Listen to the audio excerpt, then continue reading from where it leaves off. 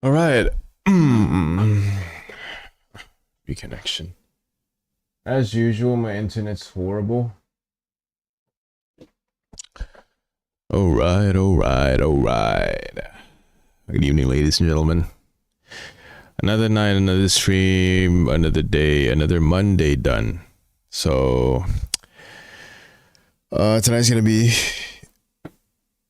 a study stream.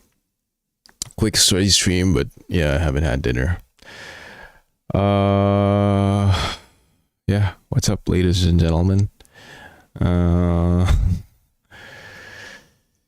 How's your day been? Mine's been okay. It's been all right. It's a Monday, first day of the week done, and I was in the lab the whole day.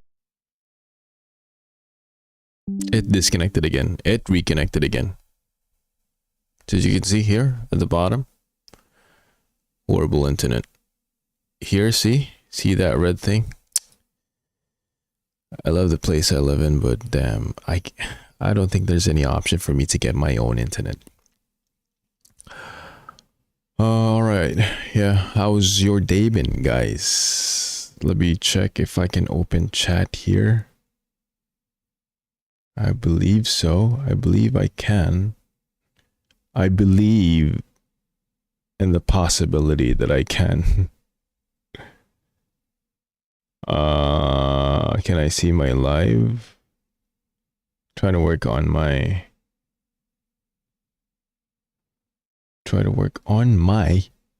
tablet. Okay, I'll check on that later. But anyway, yeah. How's your day been, guys? What's the weather today? Today, by the way, is 29th of December, 2025. It is 5 past 10. Hey, Google. What's the weather? My buddy. In Cambridge, it's 6 and cloudy. Tonight, the forecast is around 5 degrees and cloudy. Wonder how cold it is outside, but yeah.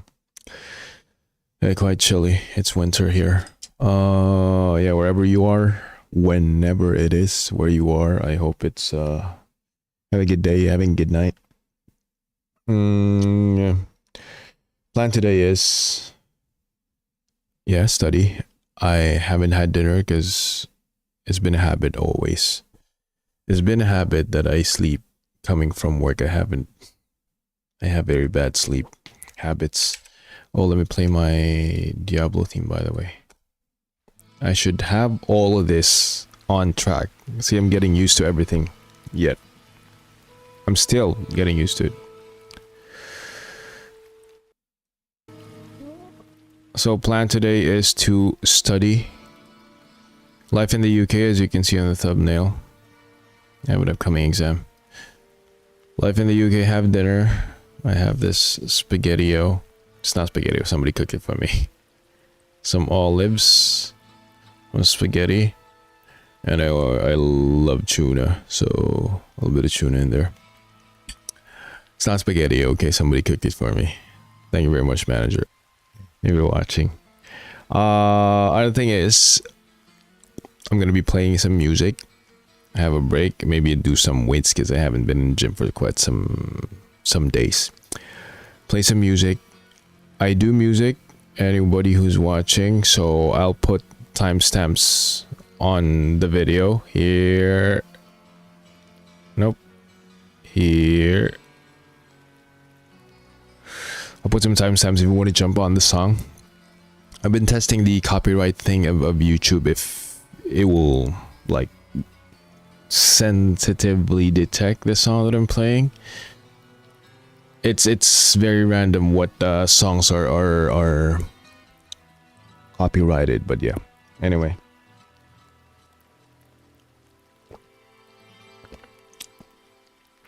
I hope I have more time to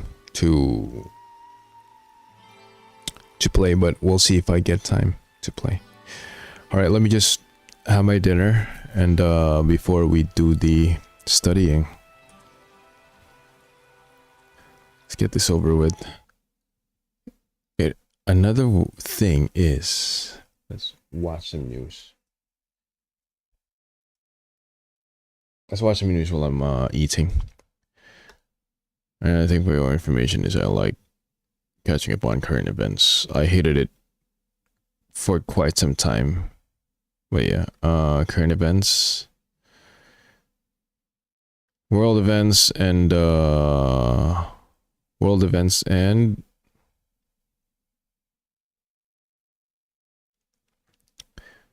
events back home. Wow, really? Is this true? I saw this news earlier.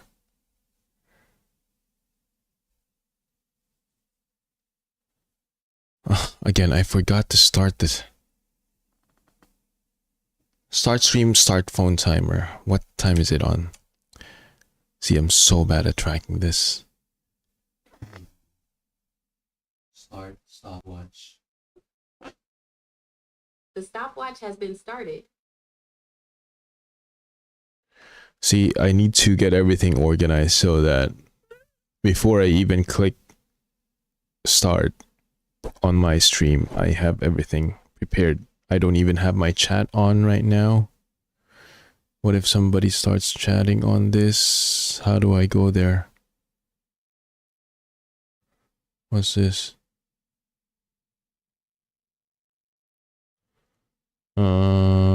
Can I open YouTube Studio on my phone and open chat? Where is my chat? No, I don't want that. Not YouTube Music, bro. I'm trying to open YouTube Studio.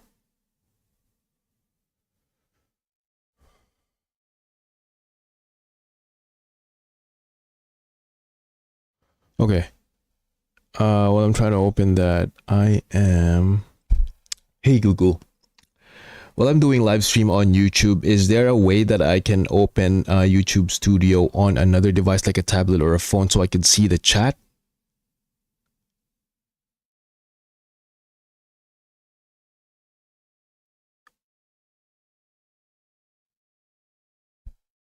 Yes, you can easily use a second device to monitor your chat. Best method. YouTube app, easiest. Open the YouTube app on your tablet or phone, sign in, and find your own live stream. The chat will appear below or beside the video player. YouTube Studio app. Open the YouTube Studio app, go to the live tab under content, and select your active stream to see live metrics and chat. Web browser. Open your tablet's browser, like Safari or Chrome. Go to link to YouTube and enter the live control room. To save space, tap the three dots in the chat window and select Pop Out Chat to view only the messages. What? No tips. Where is it? Mute the volume. Ensure the volume is muted on your second device to avoid audio feedback or echoes on your stream. Use a stand. Use a tablet stand or tripod to keep the chat at eye level so you don't have to keep looking down. Would you like me to help you set up a chat overlay so your viewers can also see the messages on screen? We'll get to that later, but I just want to be able to see my live.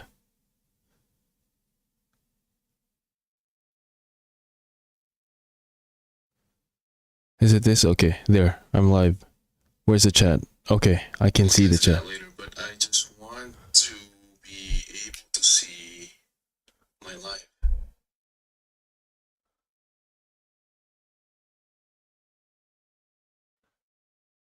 Is it this? Okay, there. I'm live.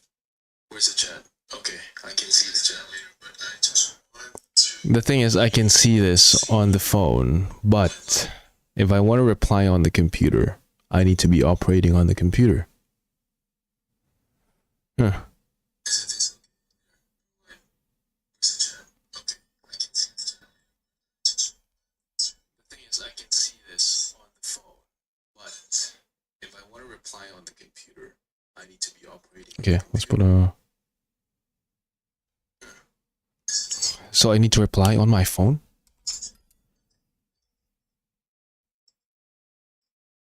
Hello, mic test.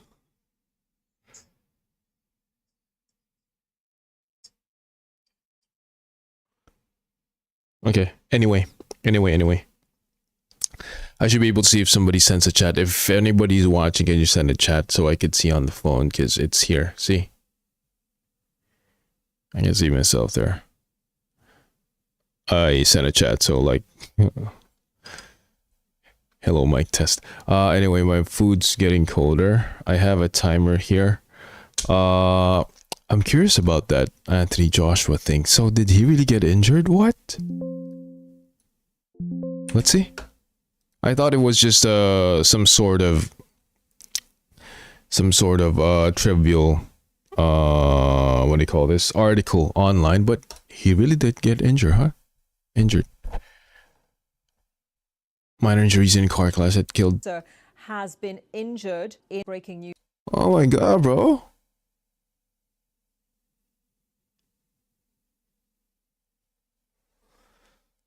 So two of his companion died and he is with minor injuries. Wow. So this dude almost died as well. Dude. Wow. He would have been another what do you call this, prime athlete memory. I don't know how to put it, but that could have been you, Anthony. I was just watching all his fights, like, not all, but a lot of his fights, because, yeah, he's a great heavyweight right now. He's a great heavyweight right now, and news coming into us. The news he fought Jake from Paul. Police in Nigeria that Anthony Joshua, He fought Jake Paul. He didn't buy on the prize money. So props to Anthony. Good job teaching that fake nut job a lesson of what real boxing is. Try to do boxing myself. It's a good sport. Anybody's trying to get fit, try boxing. It's good for you.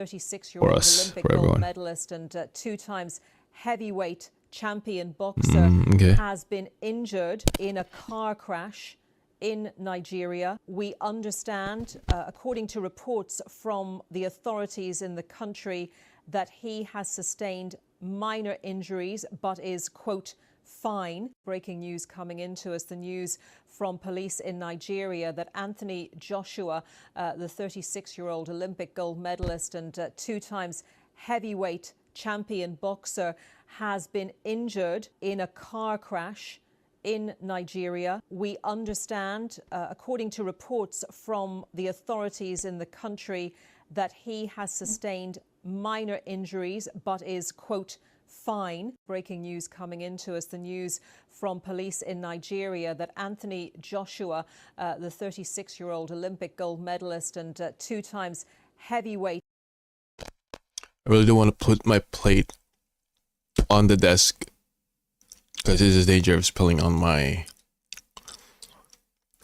setup and keyboard and all, and it's such a quality setup, so I don't want to mess it up. Oh, you're not seeing what I was watching, so okay, here you go.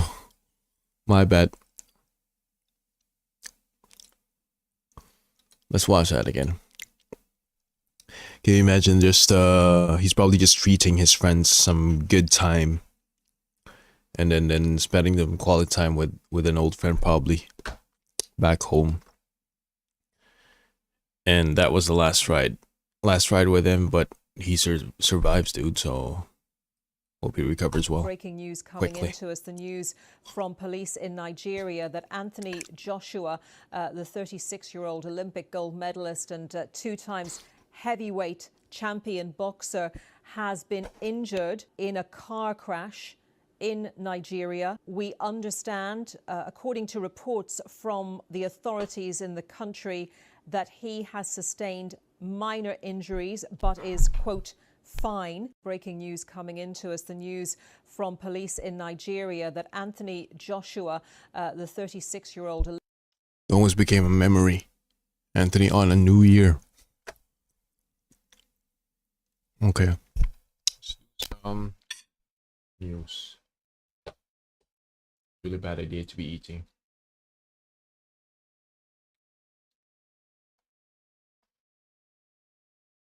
What's this? There's another Putin attack? What?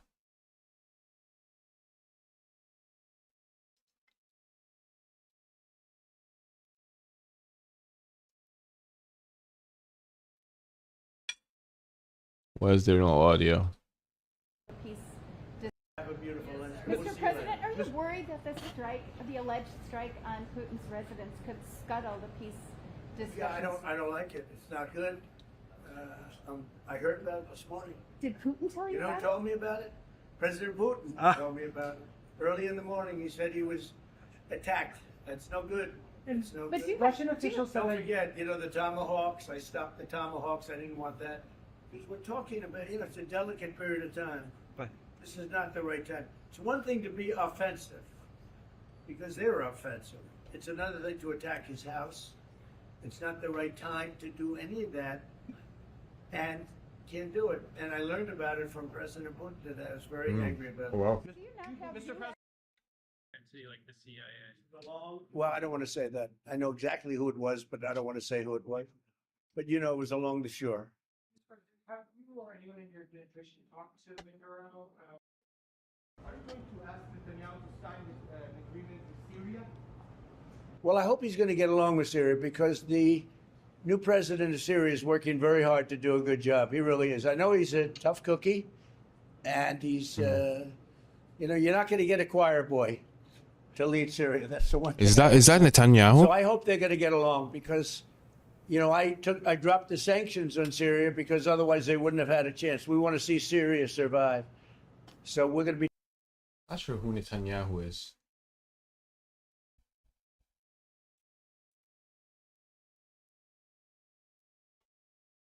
Yeah, it's Netanyahu. Israel. See, I'm kind of familiar with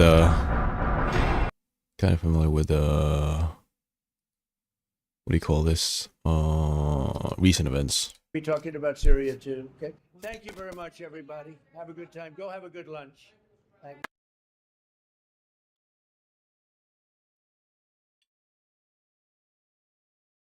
you.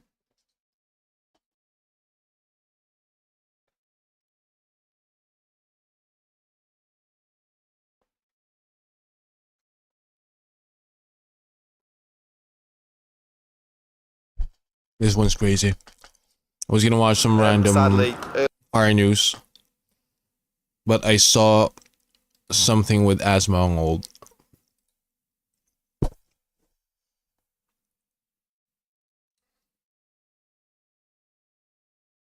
And it's really fucking crazy. Look at this.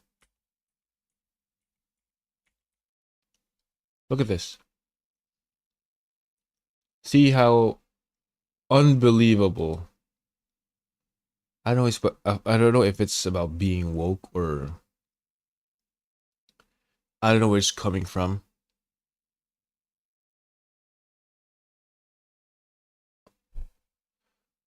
But the way the leaders of the country talk, it's like I cannot understand how would they tolerate such.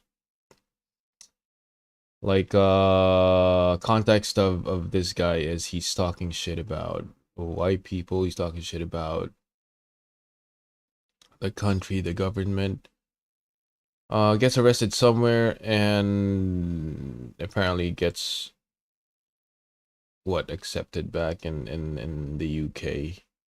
And the Prime Minister praises about him being so welcome and that the family is happy about it and they're relieved. Dude, the guy is like inciting violence. Where is it? Where is it? These are long form videos.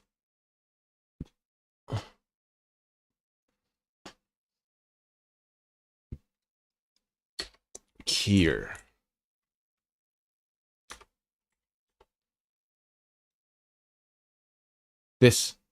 It is.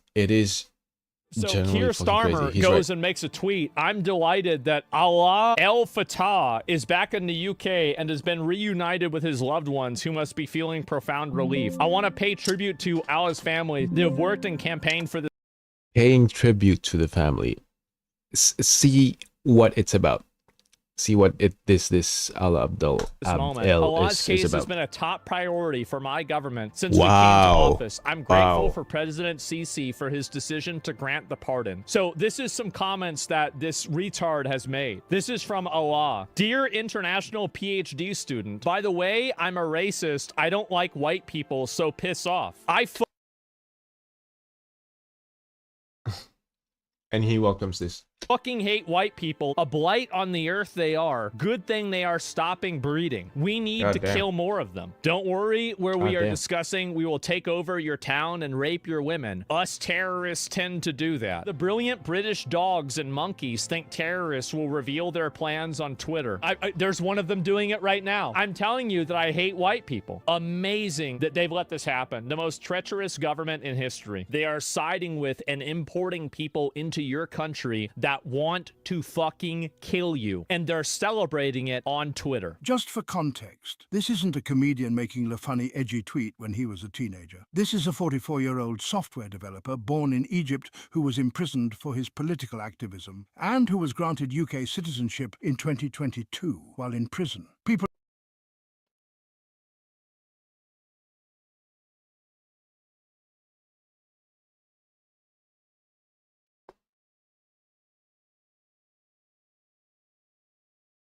Which is exactly what I'm trying to do right now. If I get... Damn. If I get declined on that citizenship application, I don't know. I don't know how I'm going to react to that, but it's gonna be fucking insane if I get declined. This dude is in again, I don't know the term, inciting violence, promoting violence, literally saying on Twitter that he's gonna kill white people and he hates this place.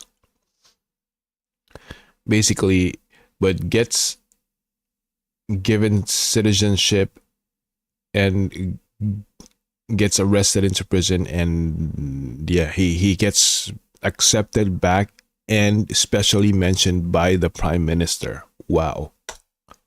People across the political spectrum are understandably freaking out, trying to figure out how the government would allow this after those tweets. But I'll switch to something else. Advocating killing police, hating white people, assassination plot. Well, we got even more of these. So this is the person that the British government is going and congratulating itself for. I'm delighted that this... What did he say? I must confess, I want a drone of my own. Promise to only use it to shoot Zionist weddings.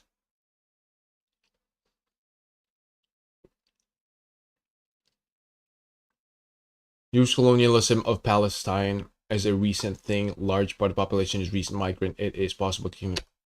British government is going and congratulating itself for. I'm delighted that this person has arrived in the UK and is with his family. Wow. His case has been a top priority for the government. They are importing people into your country that want to kill you. These people are evil. They are evil. Suicidal empathy at its peak. If I said what I wanted to say, I would get banned. So I would just agree with you.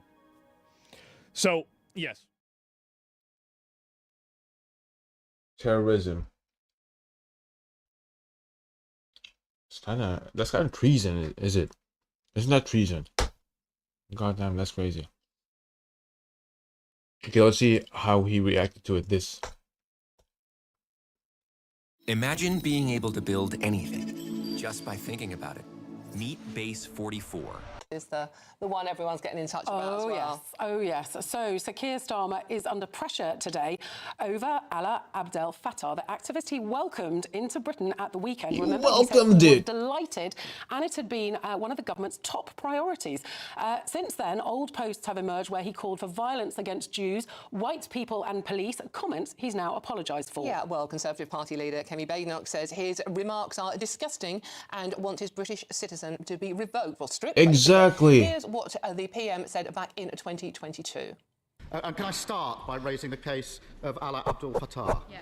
As the Prime Minister knows and has said, he's a British citizen, jailed for the crime of posting on social media and been imprisoned in Egypt for most of the last 9 years. He's been on hunger strike for the last 6 months. Now, the Prime Minister just said that he raised it with President Sisi. Can he tell us what...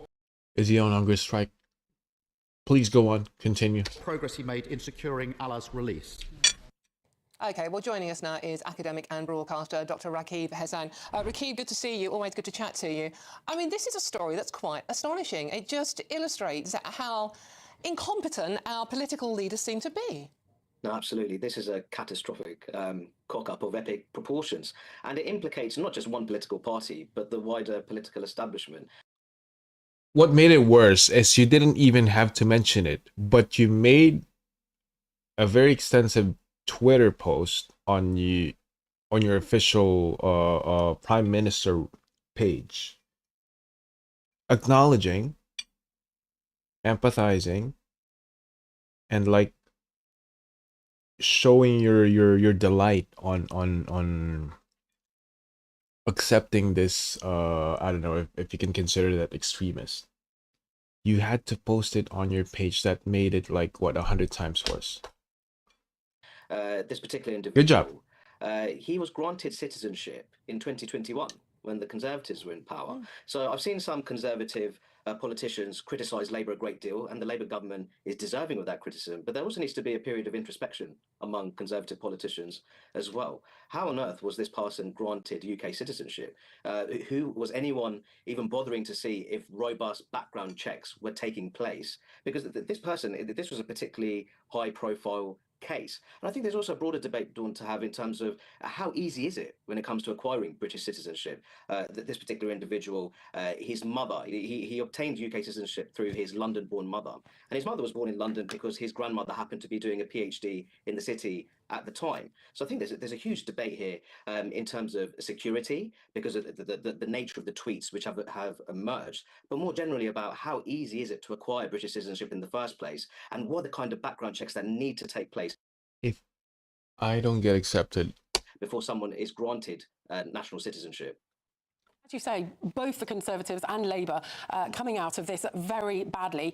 It almost beggars belief, doesn't it, that, you know, when he made it to Britain, people uncovered within just a few hours these incredibly shocking and offensive tweets. Now, he's apologised, saying that they are shocking and hurtful, that they were expressions of a young man's anger and frustration. I think he was in his late 20s or early 30s.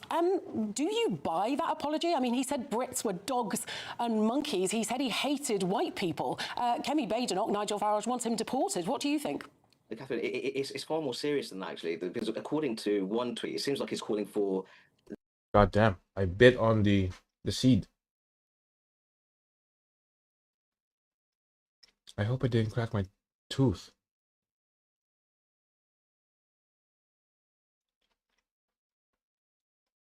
That's kind of what it felt like, though. Fuck.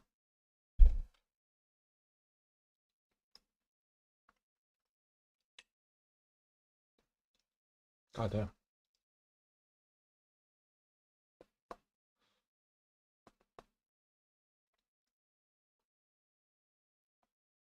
Okay, again, I cannot find my... Oh my god, I hope I didn't crack my tooth, or else it's gonna be chaos. It's gonna be horrible.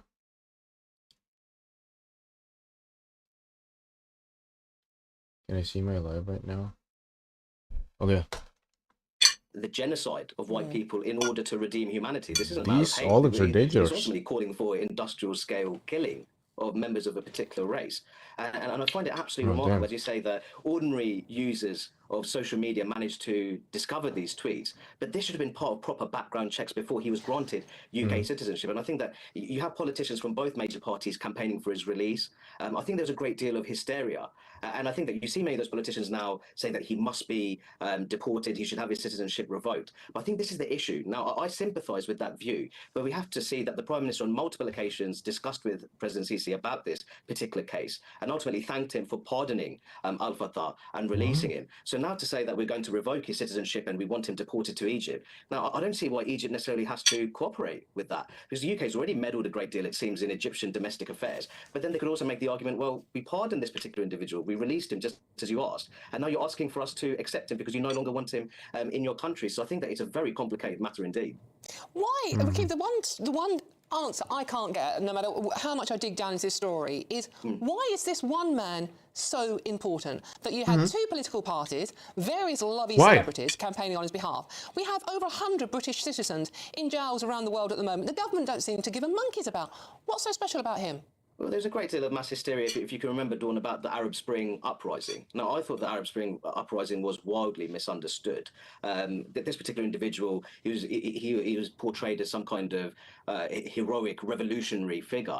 But if you actually look at the Arab Spring uprising, there are cases where quite clearly radical Islamists felt empowered. Radical Islamists who are ultimately masquerading as pro-democracy activists who subscribe to modern liberal values. So there's this huge campaign surrounding this individual. And I think that what we see now is that many people have egg on their face. And I think, in my view, if you look at the security and cohesion implications of all this, I think there'd be very strong calls for this particular individual to have his citizenship revoked, for him to be deported from the UK. How easy that would be if the government takes the decision to do that remains to be seen.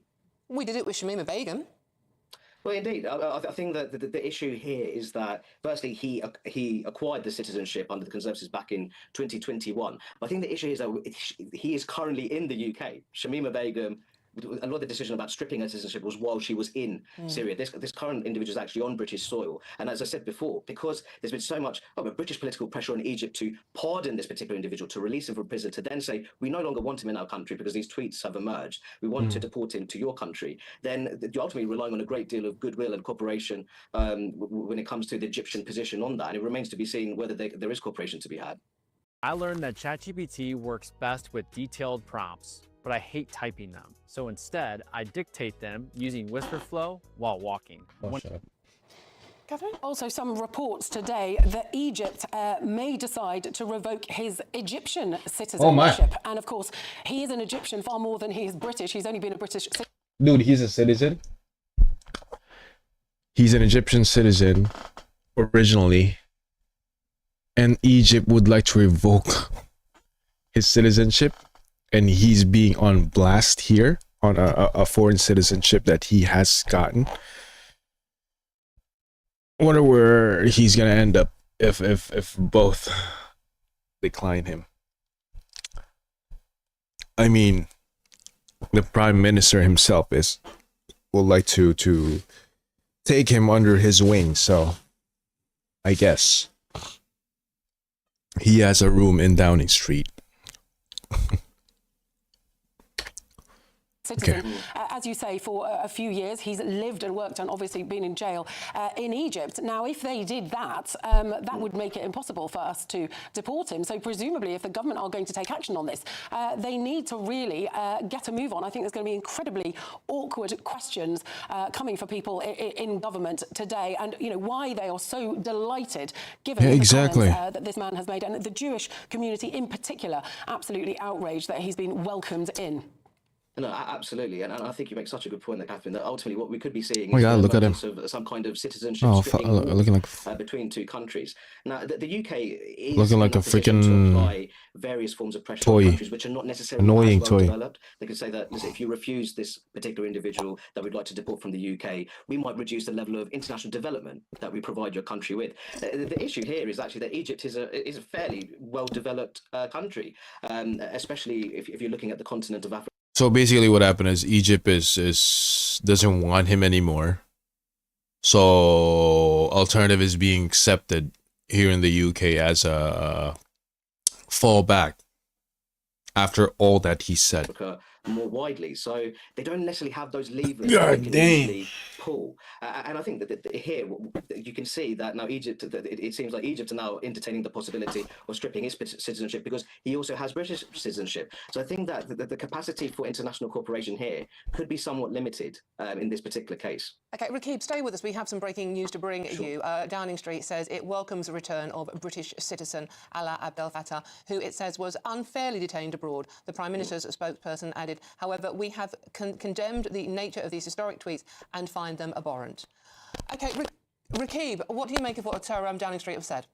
Well, I think that based on that piece of breaking news, I don't think that's going to satisfy many members of the British public who are going to think, how on earth was this person was able to become a British citizen to begin with? And as you said, the nature of this post calling for some kind of genocide, the killing of police officers, and also aggressively. That is fucking horrible. That is fucking horrible. That statement blatant enticing. I don't think that will satisfy many people at all. Blatant inciting violence. Event. Rakib, I mean, I hope you don't mind mentioning. I know you're. That's. Yeah, he was already a British citizen at that time. That's treason. That's treason and terrorism. You're in your 30s, so you're roughly the same age group that he was when he made these comments. I mean, he's now 44 years old, so roughly the same age group. Men in their 30s know what they're saying, don't they?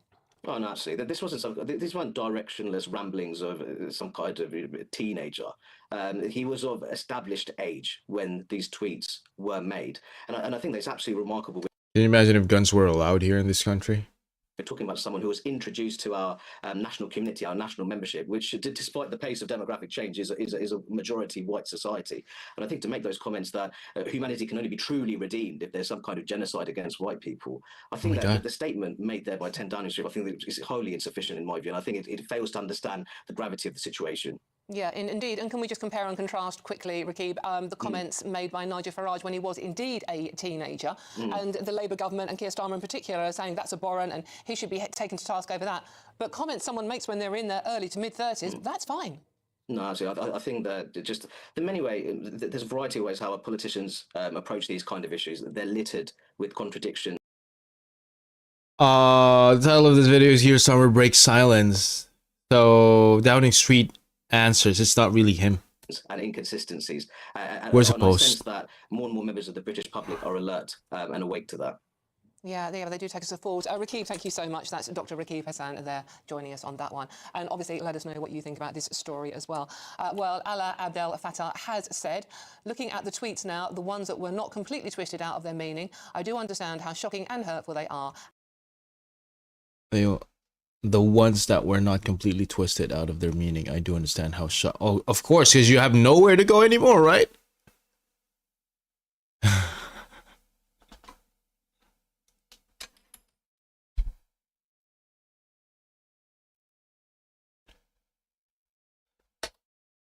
And for that, I unequivocally apologise. Yeah, right. Just like that. Okay, anyway. That was it. Let's do some warming up.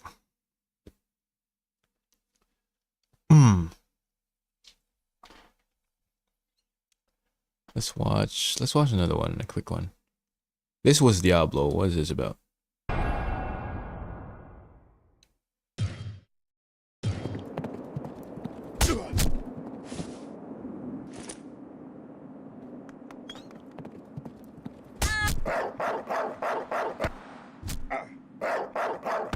A dog, a wolf.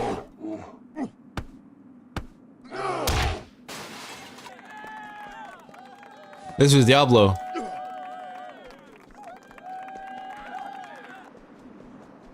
First dungeon. Oh wow, oh my, I remember this. The very first Diablo, the very first dungeon of Diablo 2. And then you get to a cemetery.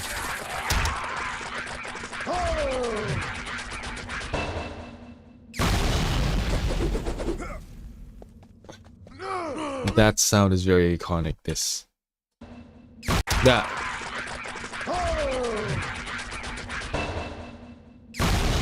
sound.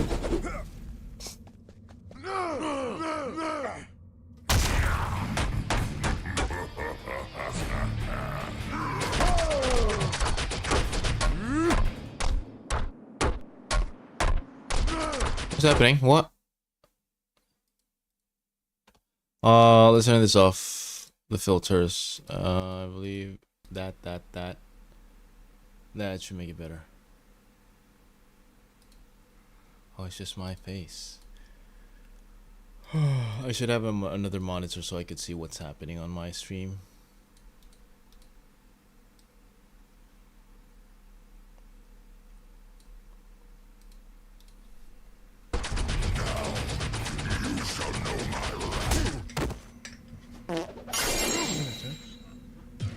it is attached.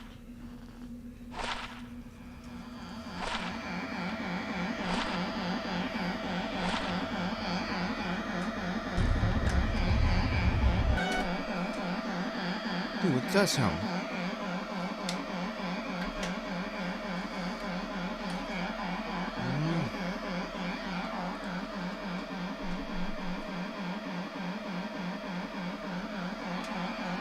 It's partly detached. Fuck.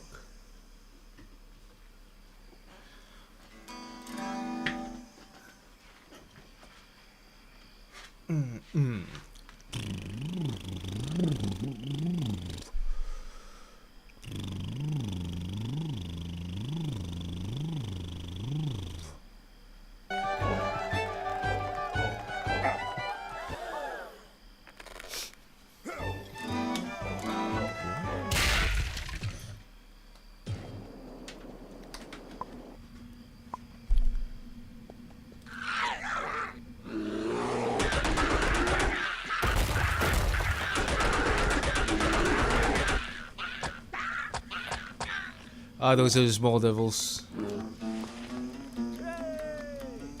What was that?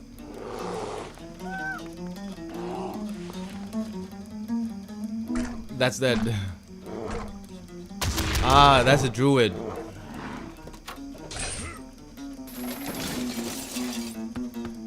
Ah, getting everything.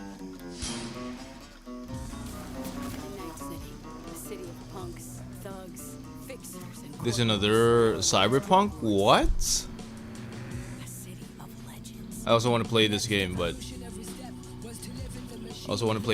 I haven't yet. All you really have is how you'll be remembered.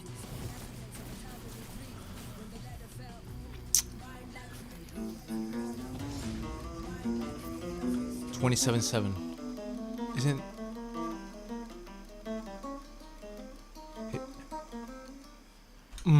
Hey Google. Is there another version? Oh, shut up. Hey Google. Is there another version of Cyberpunk game?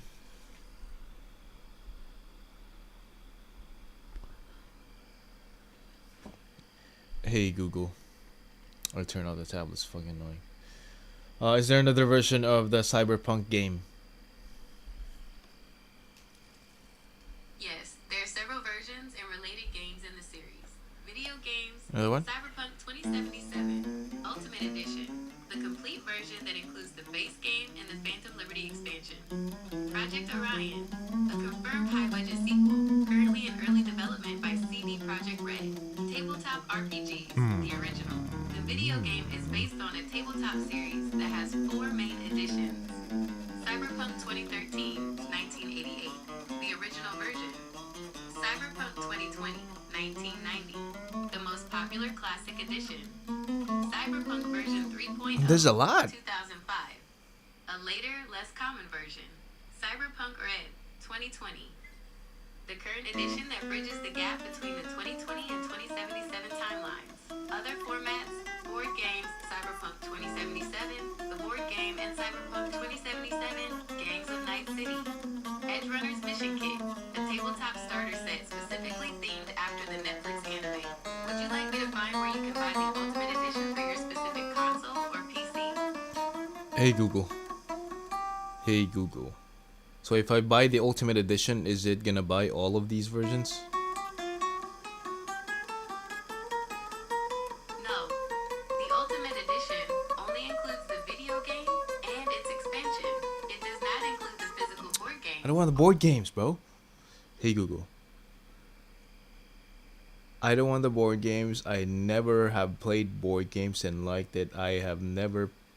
I wouldn't want to even deal with these RPG books. I'm just asking about the computer PC game. Is it Cyberpunk Ultimate will include all the Cyberpunk PC games?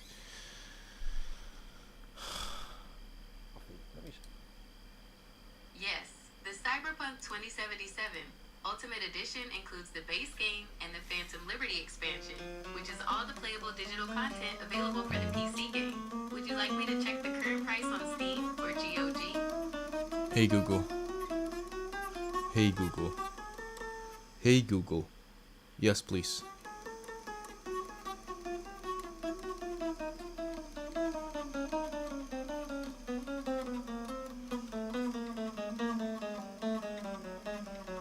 Hey Google. Yes, please. I'm getting annoyed with Google. Correct. Cyberpunk 2077 Ultimate Edition contains the full digital experience for PC. Pricing as It's on of sale. late December 2025. Steam till $38.62, up to 53% off during holiday sales.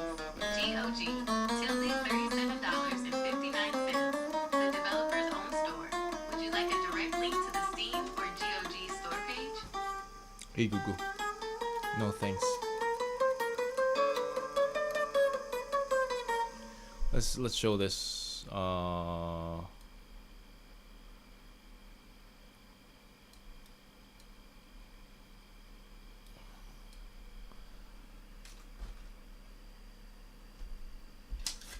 I think we were at.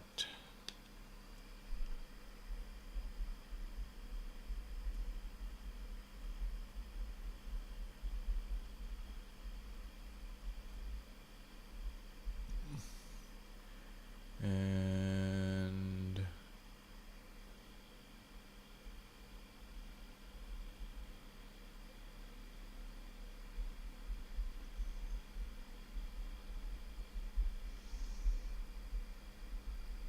okay. Let's show you how I warm up, guys. This is how I warm up with my guitar. Even when I busk, this is the way I warm up on the street. This is Spider Crawl. I forgot what it's called.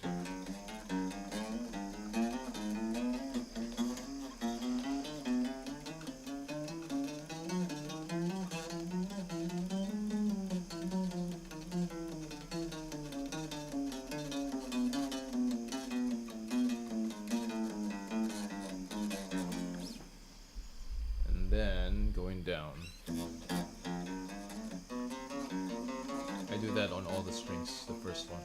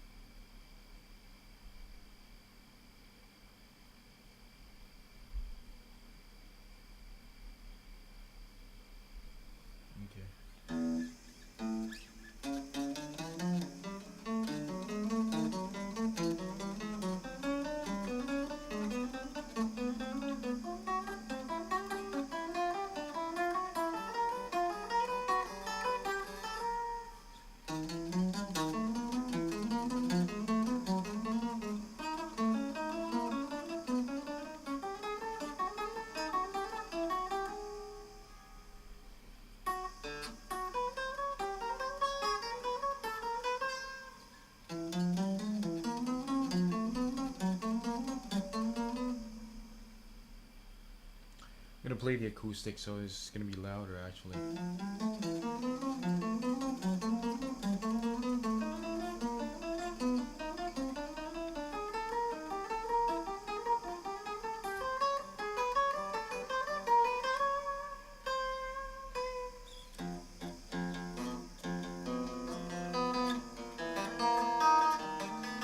What?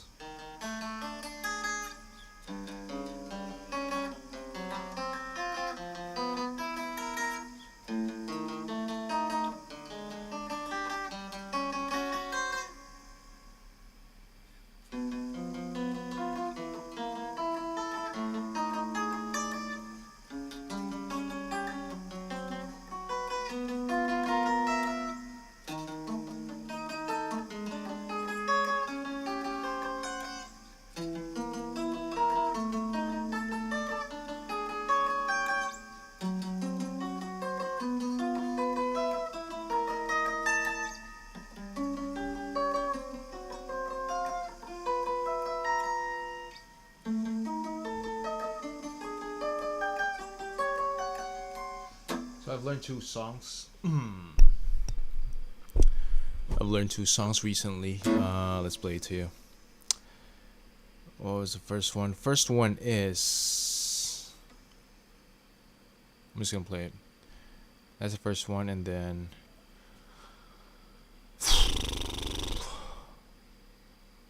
Angels and Devils, okay. That for sure will copyright, so...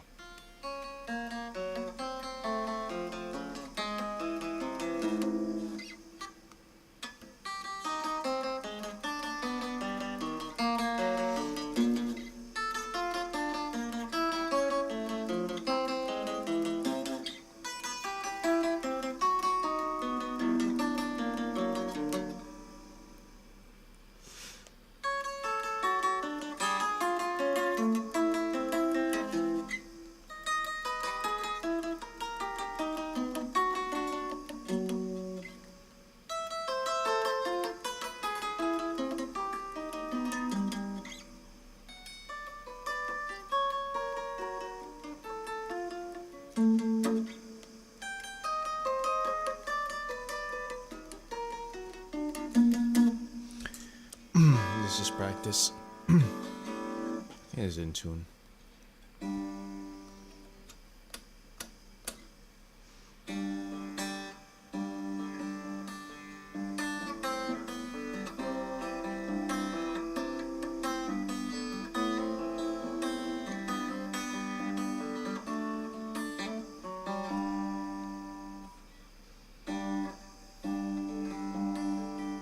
What? What?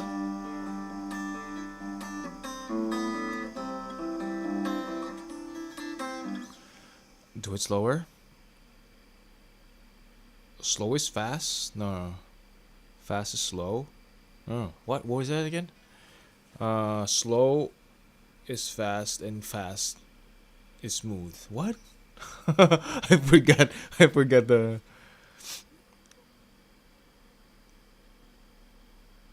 Yeah, I think that's...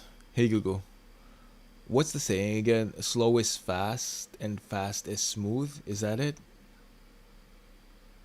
The correct saying is slow is smooth And smooth is fast. There you go. It is often used in tactical or athletic training to emphasize that focusing on perfect technique eventually leads to the greatest speed. Would you like me to explain the origin of this phrase? Slow is smooth. Smooth is fast. Remember that, guys, huh? Slow is smooth. Yeah, I was thinking about that. Slow is smooth. Anyway, slow is smooth. Smooth is fast. Okay. Try it again. Louder.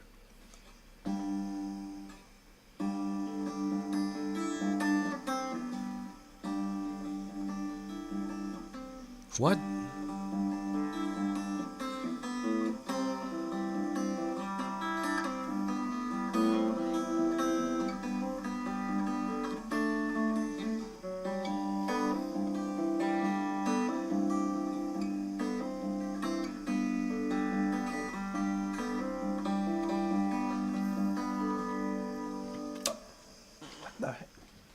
Okay. Another one.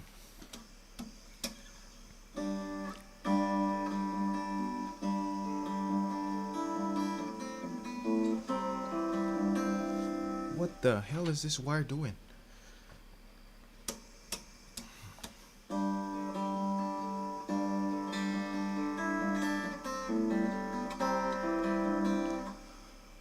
Why am I not getting it?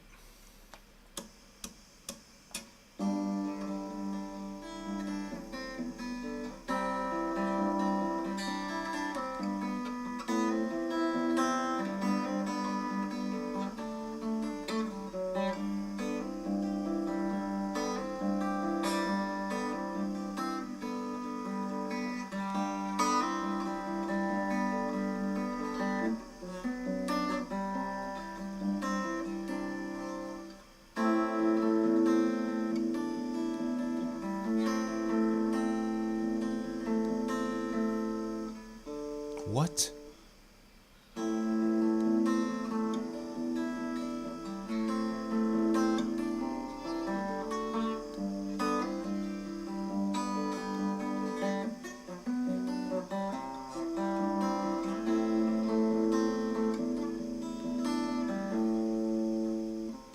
What? What?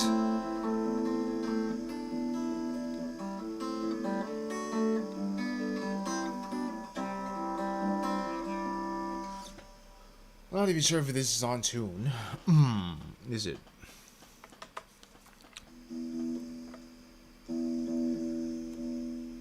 Because all I want to do is play my... Dude, this is going low bat, bro.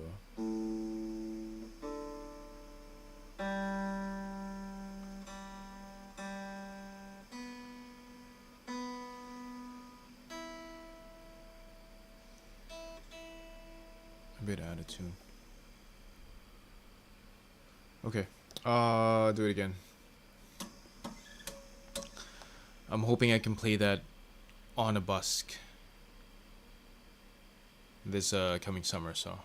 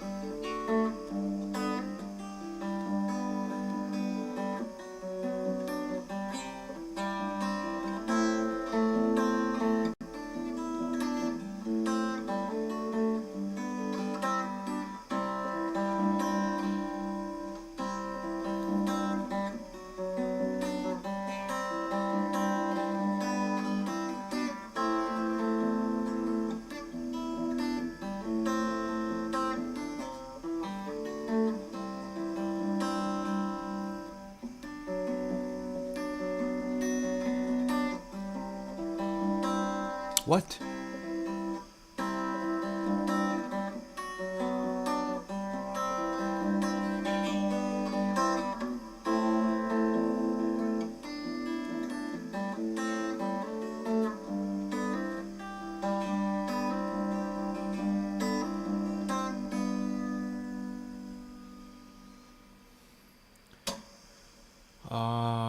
Annoying. Let's just get to the main song. Rhythmic capo. I'm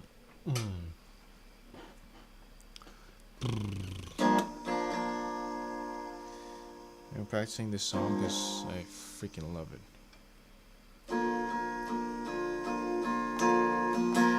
What?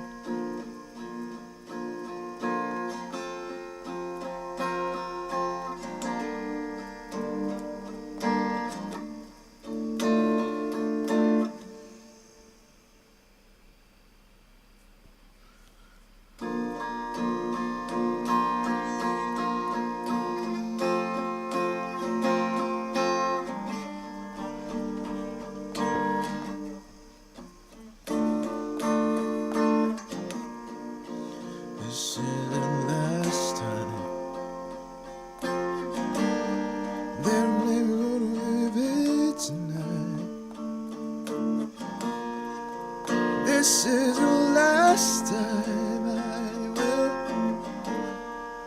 do ways that fails us all side.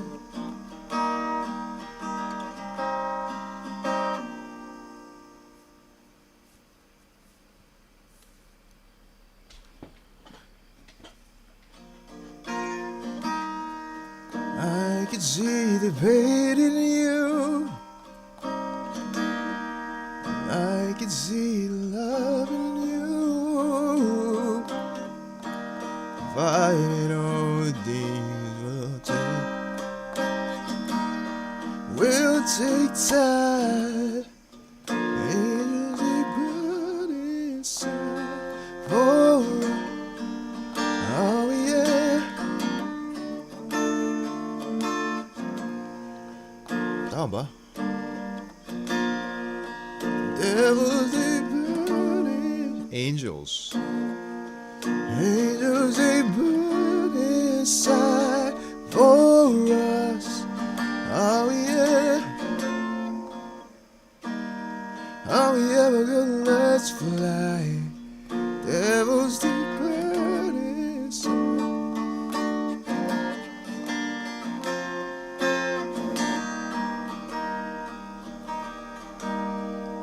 Moments you don't worry about, the things that you make us cold.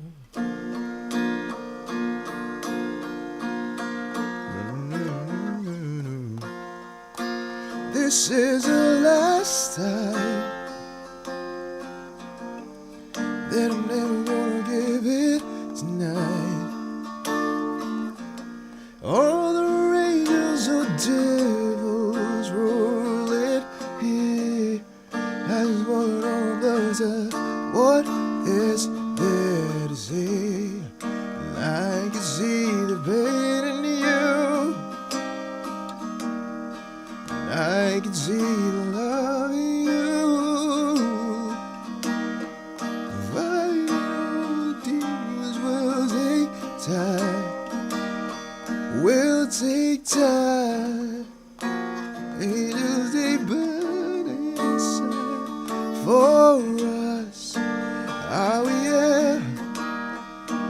ever gonna learn to fly? Devils they burn inside. Are we ever gonna go back down? Oh, I was gonna worry anything that could break us. If I was to give, what? If I was to give it up, and then take a breath, make it deep, 'cause it might be the last one you can, maybe the last one that make us.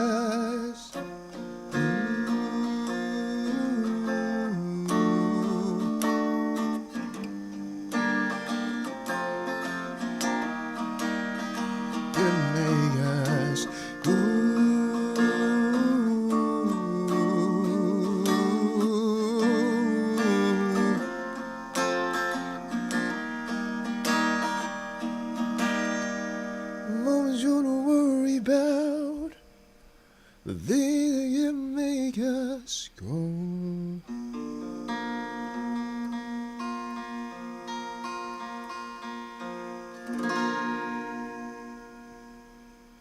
Thank you very much. Hey, I kept getting used to that song. I've kind of fallen back on. Told myself I should be learning one song every week. But with how everything's been all around the place, I think what I learned is, no matter what, do something that will lead you to what you're trying to do, where you're trying to get to.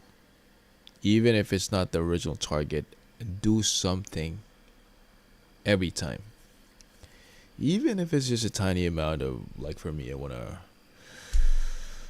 prepare for the greatest busk of the summer. Yeah. For me to reach that point, I need to be preparing my songs and learning a lot of songs so I could play it outside. But yeah, it's been very busy, but I'm still not forgetting. I have been, but when there's a chance, just do it. Put something into it. every time. So this is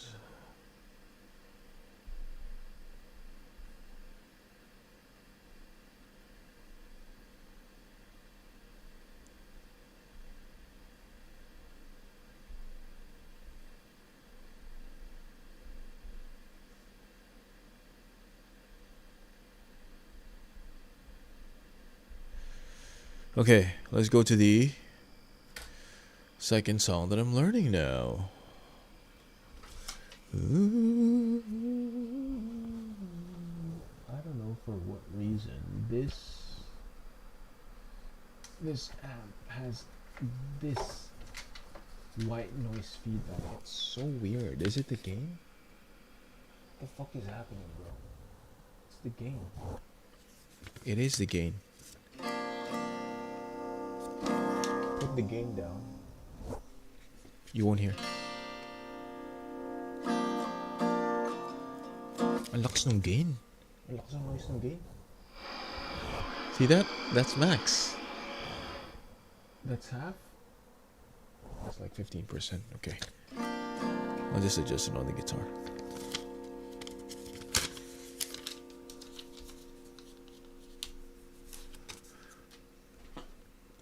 Okay, now we're at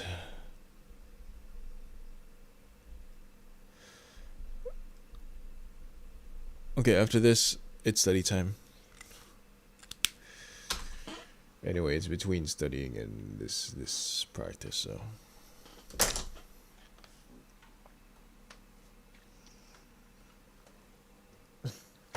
just when I figured out that how to kill the noise on my amp, it's time to use my acoustic.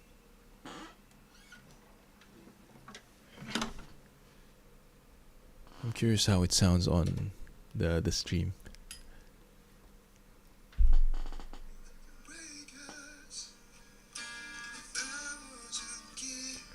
Sounds good.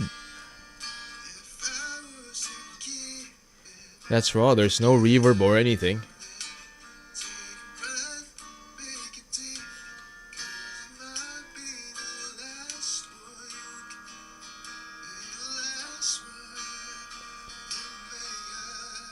Not warmed up or anything, so I finally got the right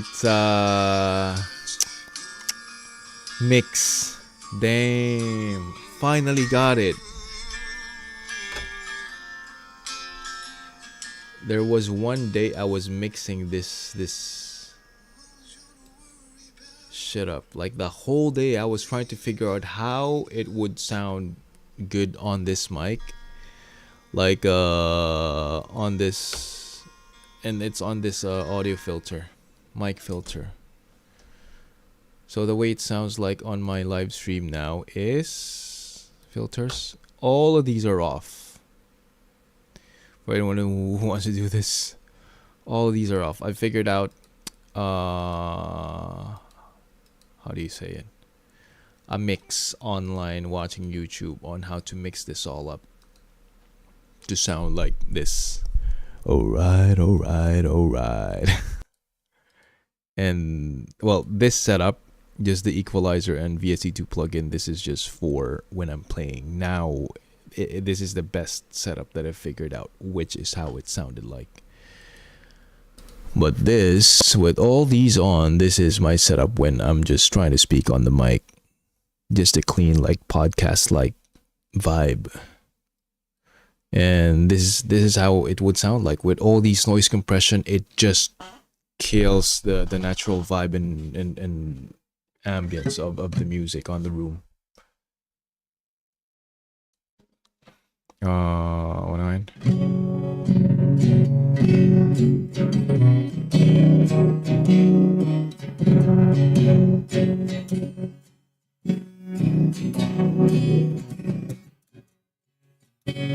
That's the next song.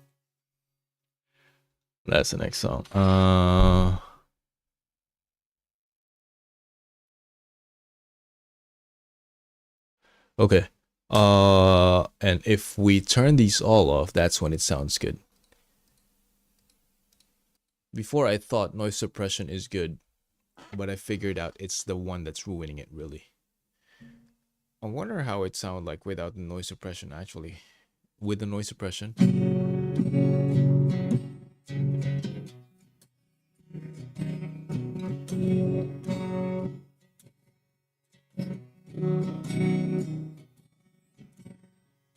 Staring out into the night,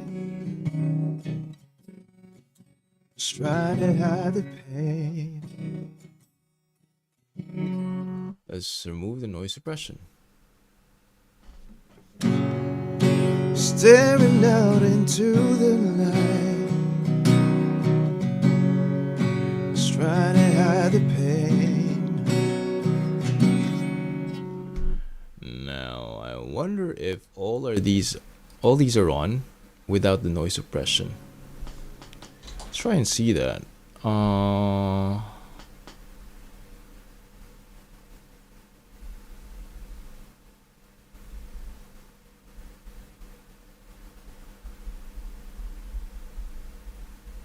I haven't tried this mix, so let's try. Because if the noise suppression is the one that's messing it up, like auto balancing it, I wonder if these are all on. So.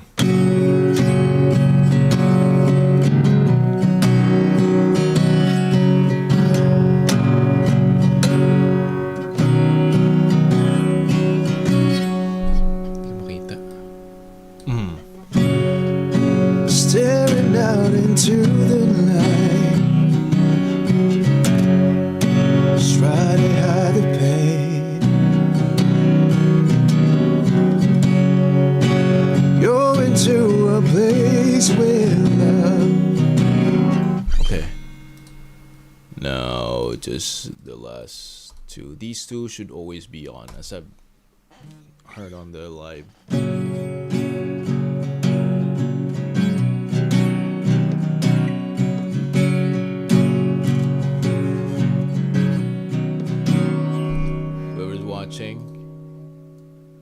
This is the newest sound that I've practiced for you guys.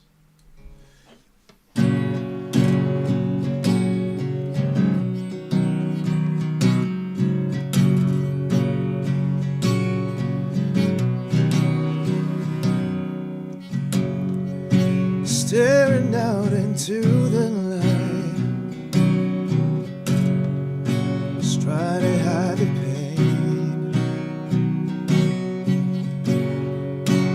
Going to a place where love, feeling good don't never cost a thing. What? Hindi ko makapasad na. And the pain of it, what? It feels a different kind of pain. I'm going home to a place where I belong. Your love has always been enough for me. I'm running from the thing you got me over. Don't regret that life just for me. See this way, what? See these faces and these faces are getting old. So I'm going home.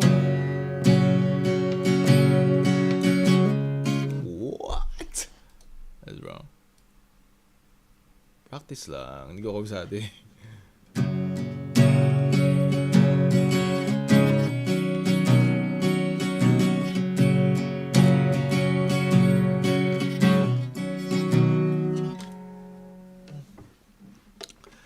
It's kind of a different level of practice when I'm putting lyrics on it already. Turn that off.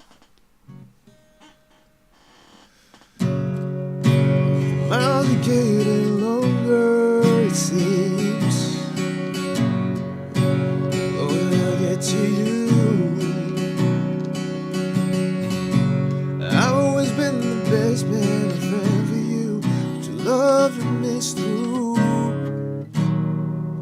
And I don't know why you always seem to give me another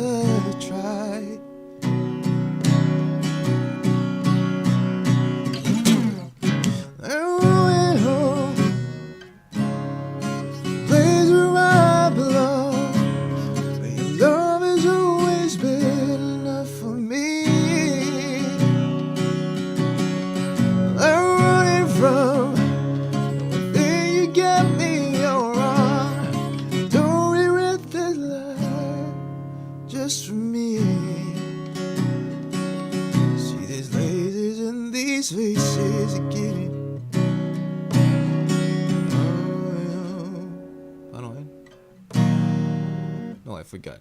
See, I forgot. Practice.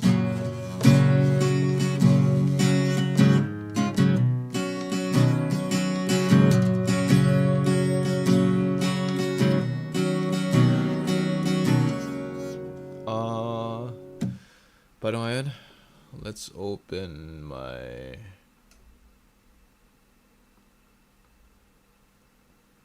How do I practice that? This?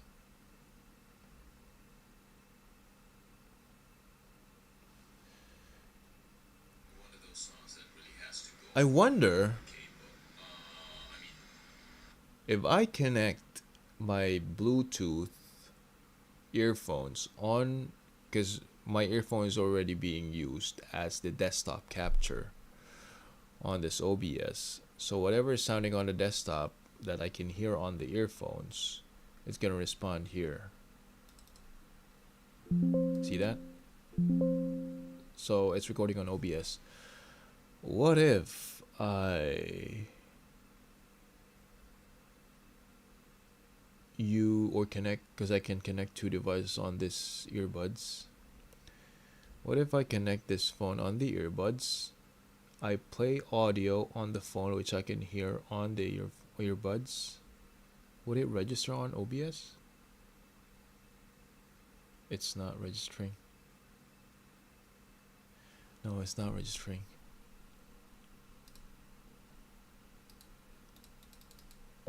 Now that's on my Echo.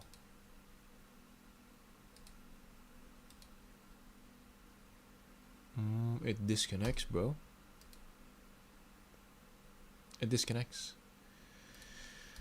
Anyway, alright, let us practice more.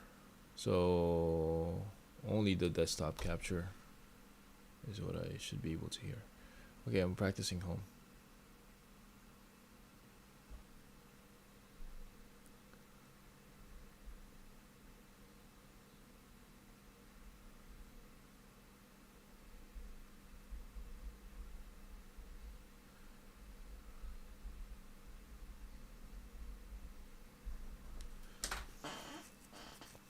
What? Okay, from the start.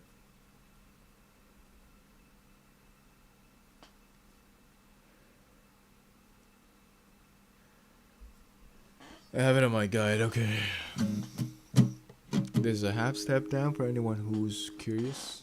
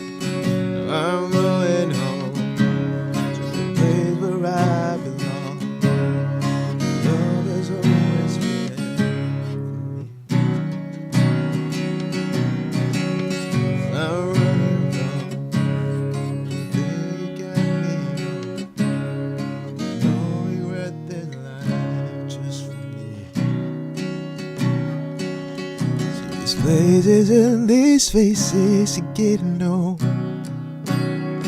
I'm going home.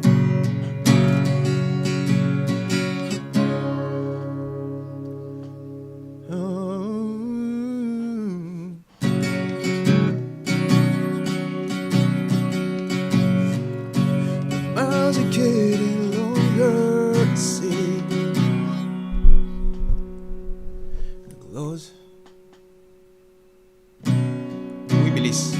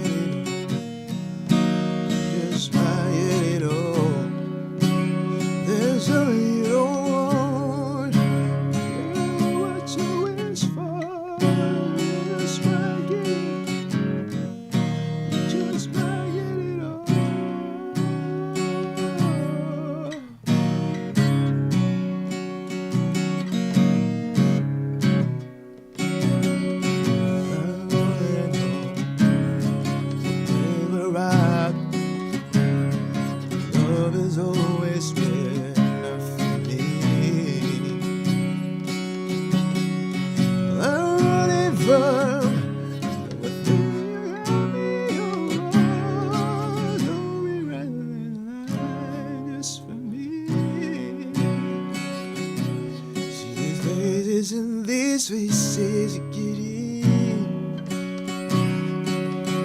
These faces and these faces are getting. Oh, I'm going home.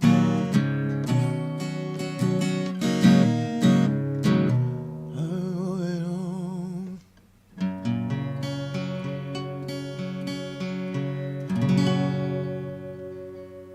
Thank you very much. Thank you very much, guys. Thank you. Should I do one more time? Put on hand.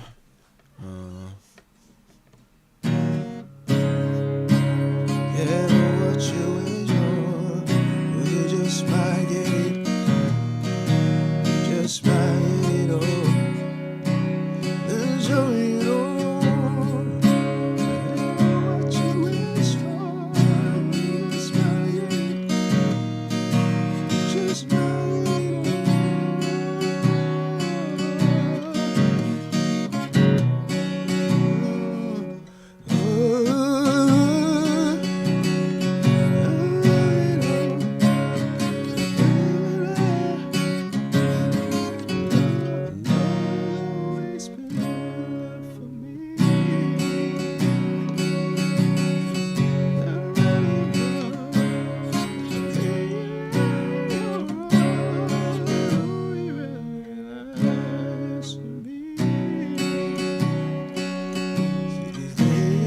these faces again.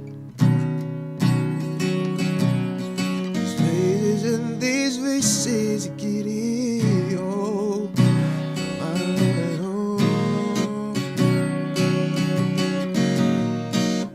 Mario?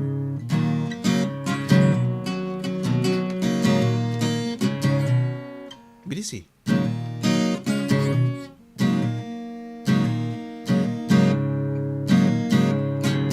What?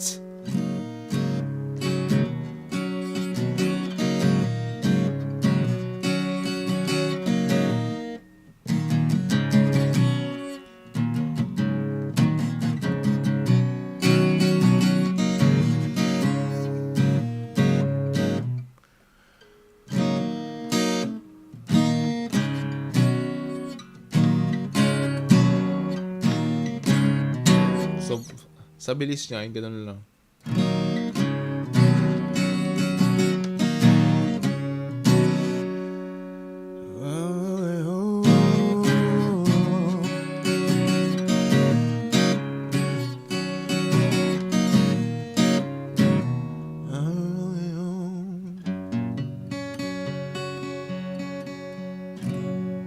Last song. And then Life in the UK now. This, I need to practice this. No way, if it's copyright, it already has been copyrighted already, so. Oh.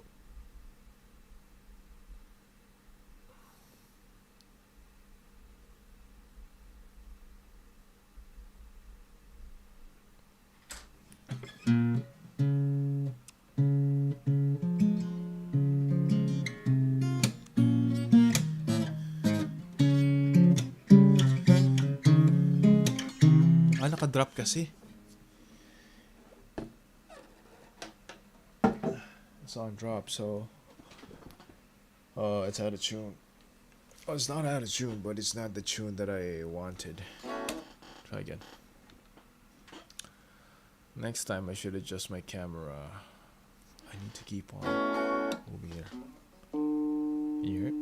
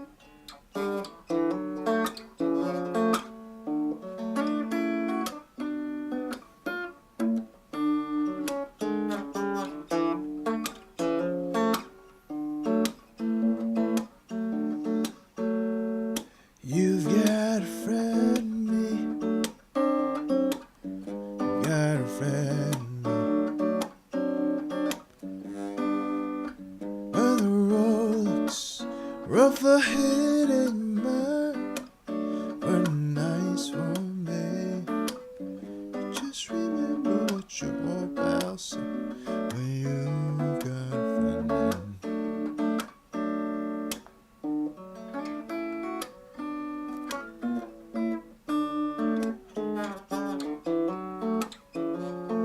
You've got a friend, you've got a friend in me. Got a friend.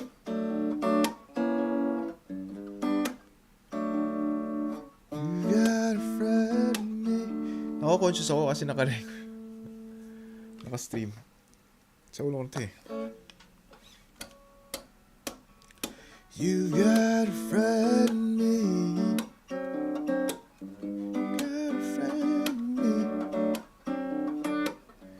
You've got troubles, I got it too. There isn't anything I wouldn't do for you. Stick together, see it through. You've got a friend in. Some other folks might be a little smarter than I am, but you're a stronger too. None of them will ever lure you away. Yeah. Some other folks might be a little smarter than I am, but you're a stronger too.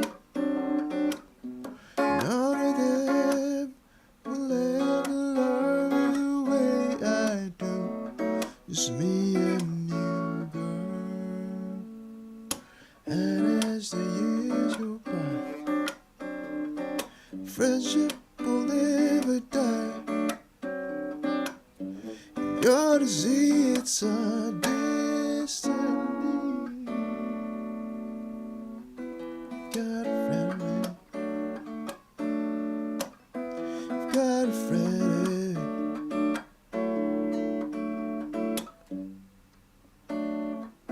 You've got a friend in me.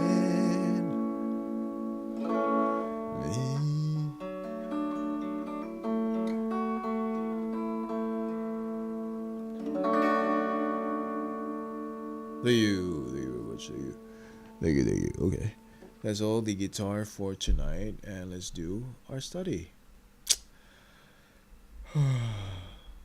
Studying. All right. It's off. I feel like I'm more productive on stream. If I'm not streaming, damn, I'll be so distracted. In a way, the streaming is making me more accountable. Wow.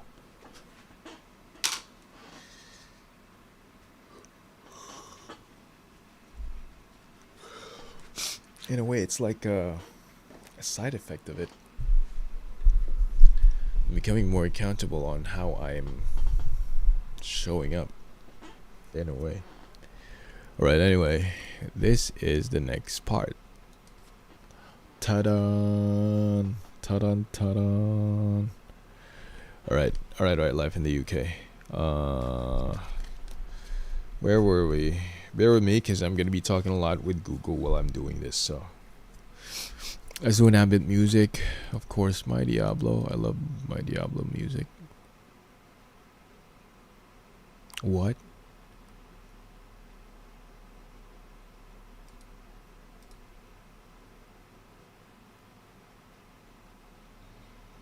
What? Disconnect. It's sounding on my speaker.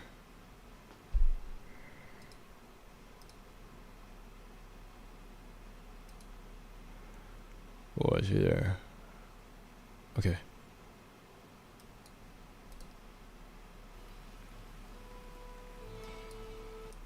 From the beginning.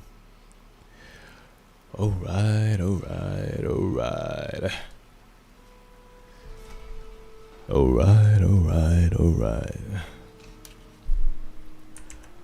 Alright. So make it look like I'm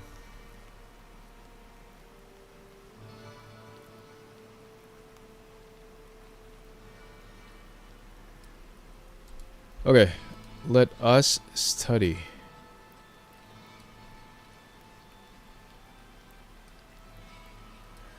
I wanna make it look like I'm in the middle of the Diablo background.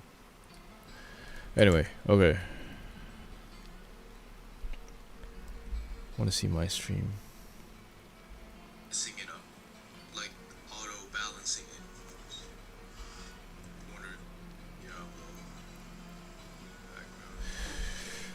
Okay, live in the UK.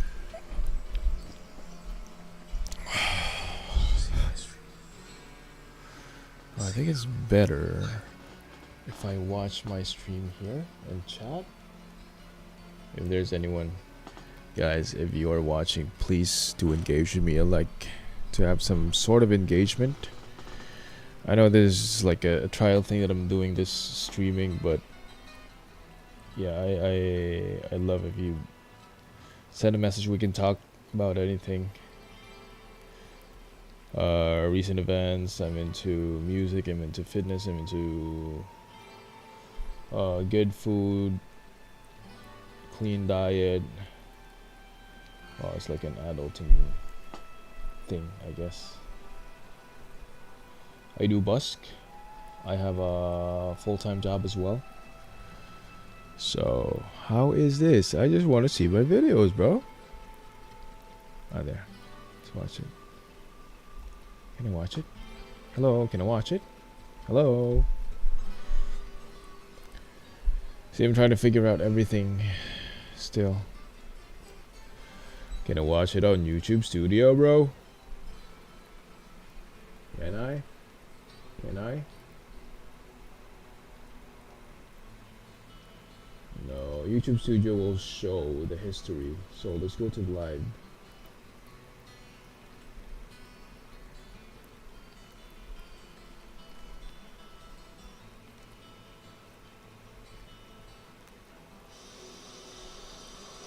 There.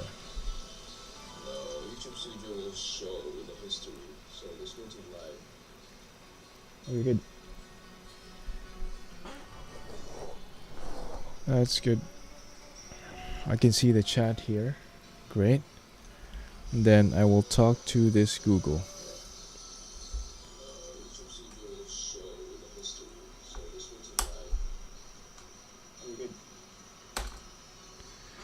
How do I turn off? That's good. Hey Google, how do I turn off Google on a specific device like my tablet? Because I just want to keep it on my phone. To turn off or remove Google from your tablet, follow the steps for your device type below. Android tablet. No. 1. Hey Google, I want to remove the Hey Google app. No, Hey Google AI voice prompt on my tablet because I just want my phone to be answering.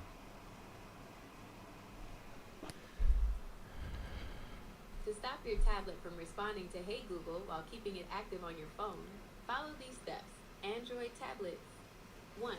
Open the Google app. 2. Tap your profile icon, top right, and select settings. 3. You mean Google Play?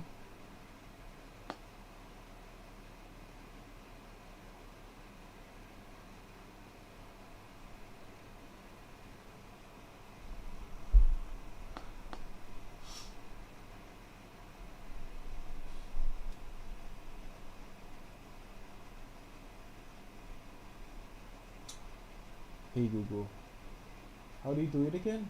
Google app or Google Play? To help you, I need to know what... Hey Google, I want to turn off the Google Assistant on my tablet. How do you do it again? Is it on my settings?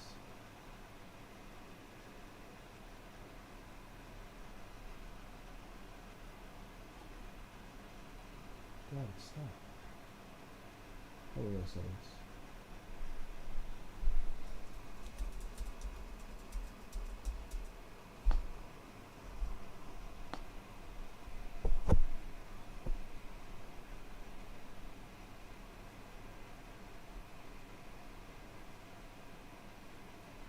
Hey Google, How do I turn off the Google Assistant Hey Google voice command on my tablet Samsung? To turn off the Hey Google voice command on your Samsung tablet, follow these steps. 1. Open the Google app. 2. Tap your profile icon in the top right corner. 3. Go to Settings Google Assistant. 4. Select Hey Google and voice match. Google app. What's the Google app?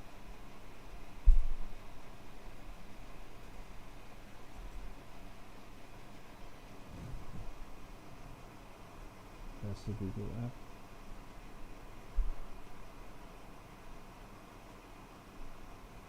Google Assistant. Oh dear.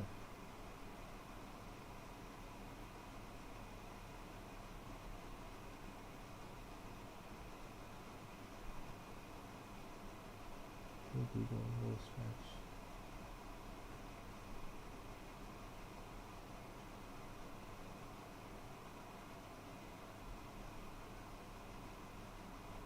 Okay, turn it on.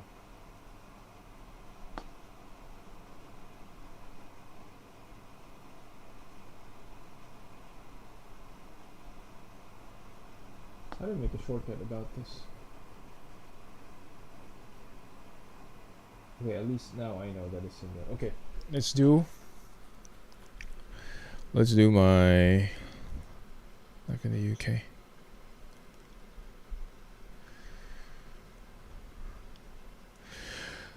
All right, where are we?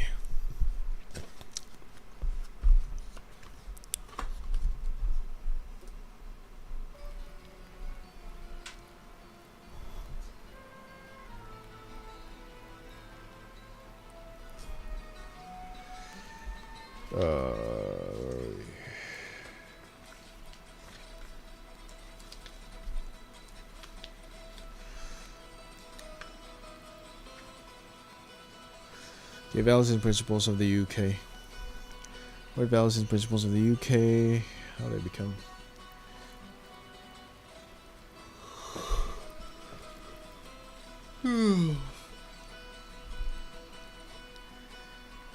Boss got abuse of society would like for such a we respect the laws, values, and traditions of the UK.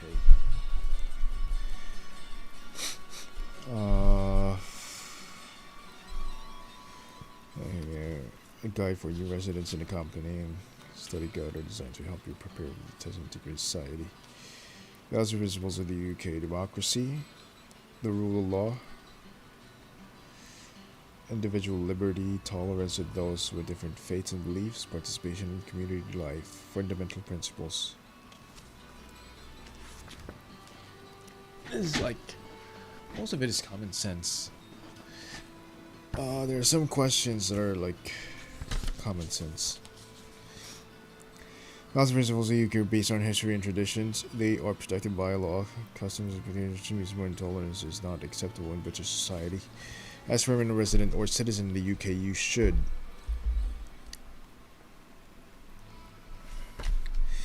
respect and obey the law, respect the rights of others, including their right to their own opinions, treat others with fairness, look after yourself and your family, look after the area which you live and environment. Freedom of belief in religion. In return, the UK offers freedom of belief in religion, freedom of speech, freedom from unfair discrimination, right to a fair trial, right during the election of a government. Find out, what pledge do you have to make to become a British citizen? How does passing the Life in the UK test help you as a citizen? Hey Google, what pledge do you have to make to become a British citizen? To become a British citizen, you must make both an oath of allegiance, or a non-religious affirmation, and a pledge of loyalty during a citizenship ceremony. The oath of allegiance. I, name, swear by Almighty God that, on becoming a British citizen, I will be faithful and bear true allegiance to His Majesty King Charles III, his heirs and successors according to law. If you prefer not to swear by God, you can say the affirmation, which replaces swear by Almighty God with do solemnly, sincerely, and truly declare and affirm. The Pledge of Loyalty. I will give my loyalty to the United Kingdom and respect its rights and freedoms. I will uphold its democratic values. I will observe its laws faithfully and fulfill my duties and obligations as a British citizen Would you like me to find the Welsh translation of these promises or explain how to book your ceremony?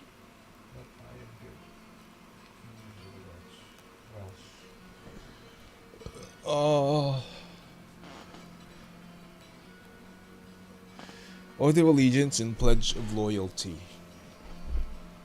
That's it. Okay. Tatakpan si body ko.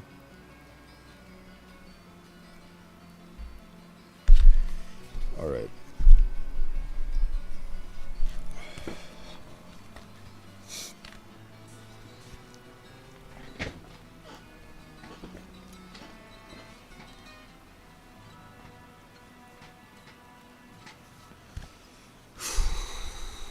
Hey Google.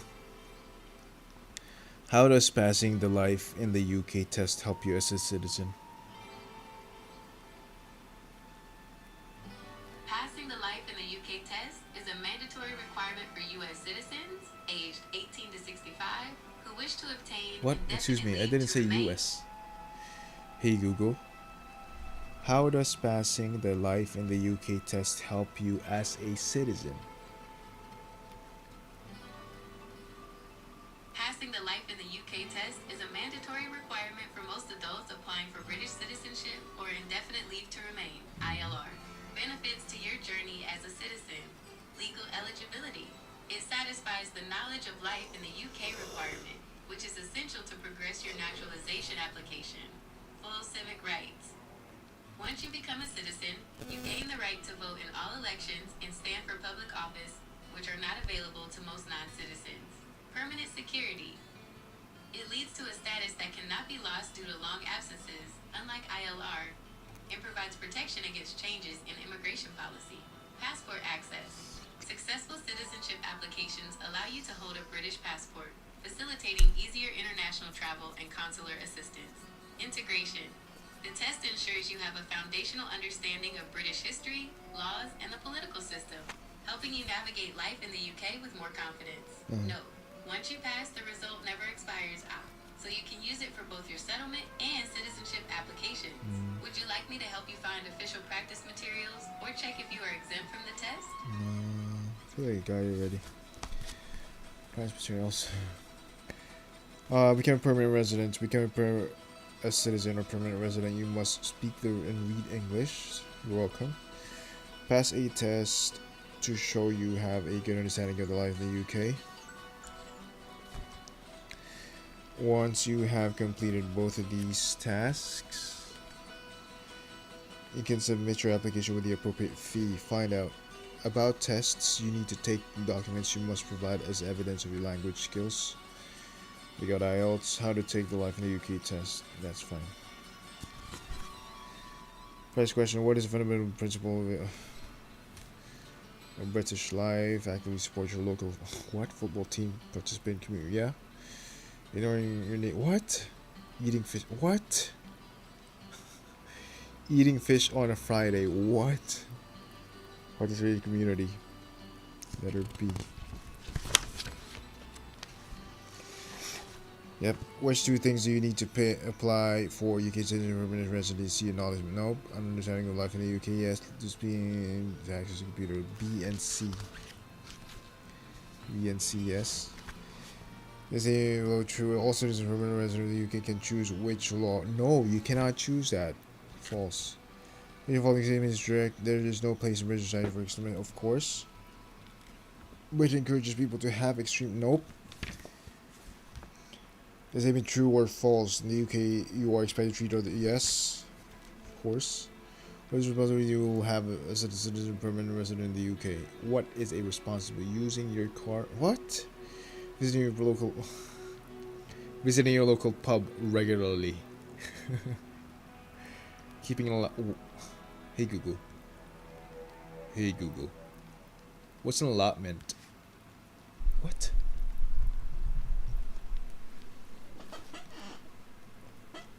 An allotment is a small plot of land rented by an individual to grow their own fruit, vegetables. Oh wow, I'd love that.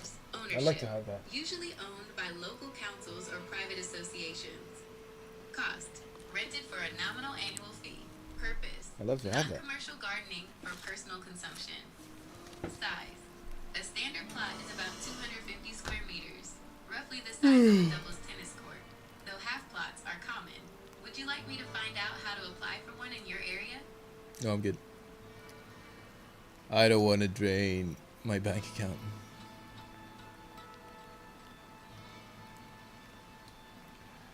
I'm saving for something else, or somewhere else. Okay, alright. Some of the questions are funny. That'll help on getting over it. Look after the environment. What is whether you have a citizen or permanent resident in the UK? Looking after the environment, letter D. Yeah. Next. What is the UK? So, as far as I know, I've already learned that the full name of the UK is the United Kingdom of Great Britain and Northern Ireland. Rest, tama?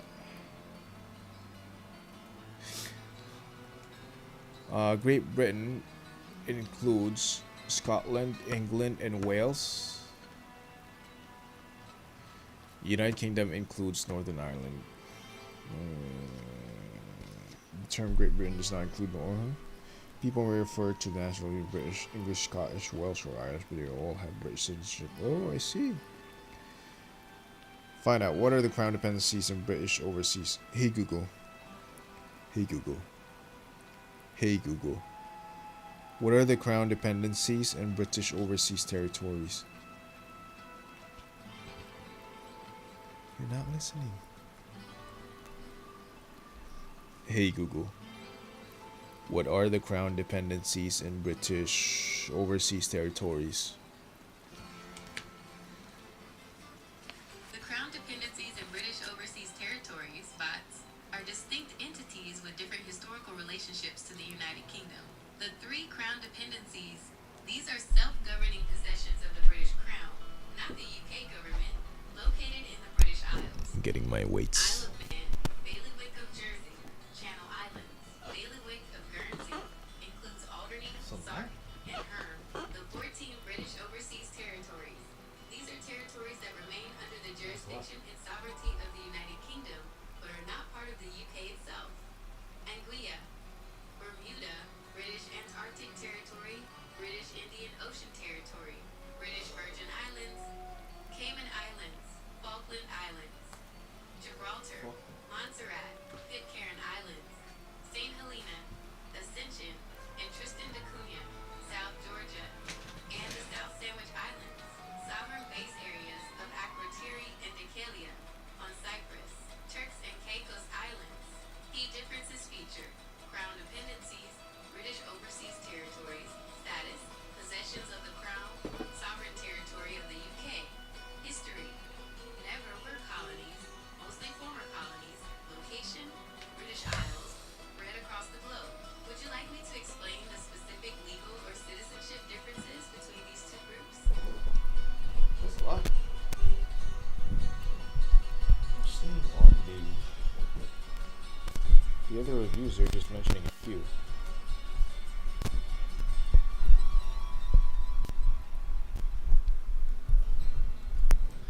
That is a lot, right? Anyway, next. Oh.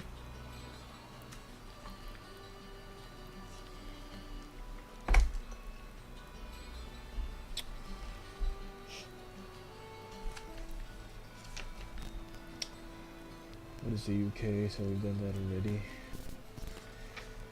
So questions. Is the statement below true or false? Republic of Ireland? Nope. It's Northern Ireland. Which two of the following are part of the UK? Of course, review it. You don't want to play around with. Okay, false. Which two of the following are part of the UK? Scotland and Wales. BD. Which of the following are British overseas territories? Falkland Island. Is aiming low true or false? Is the Isle of Man a crown dependency? I don't really know.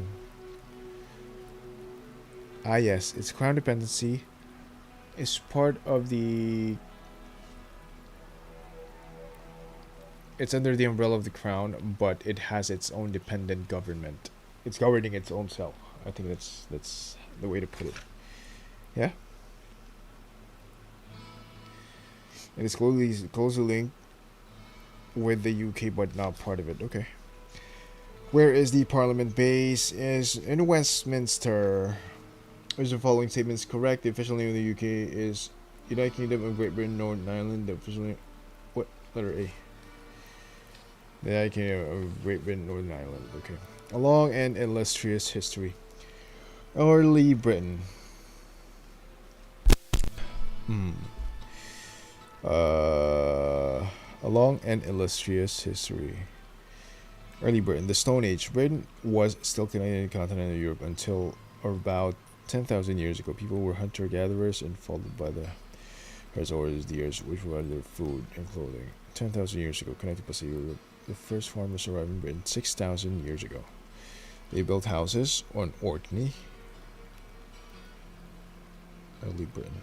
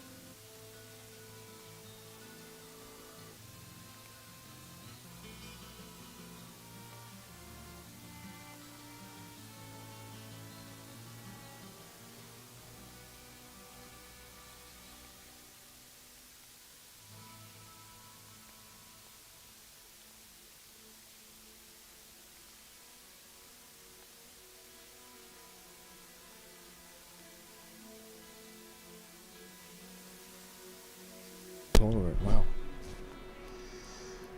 I think I'm good with that. That's actually interesting. Yeah. Hey Google. Hey Google. Yes, please tell me about it.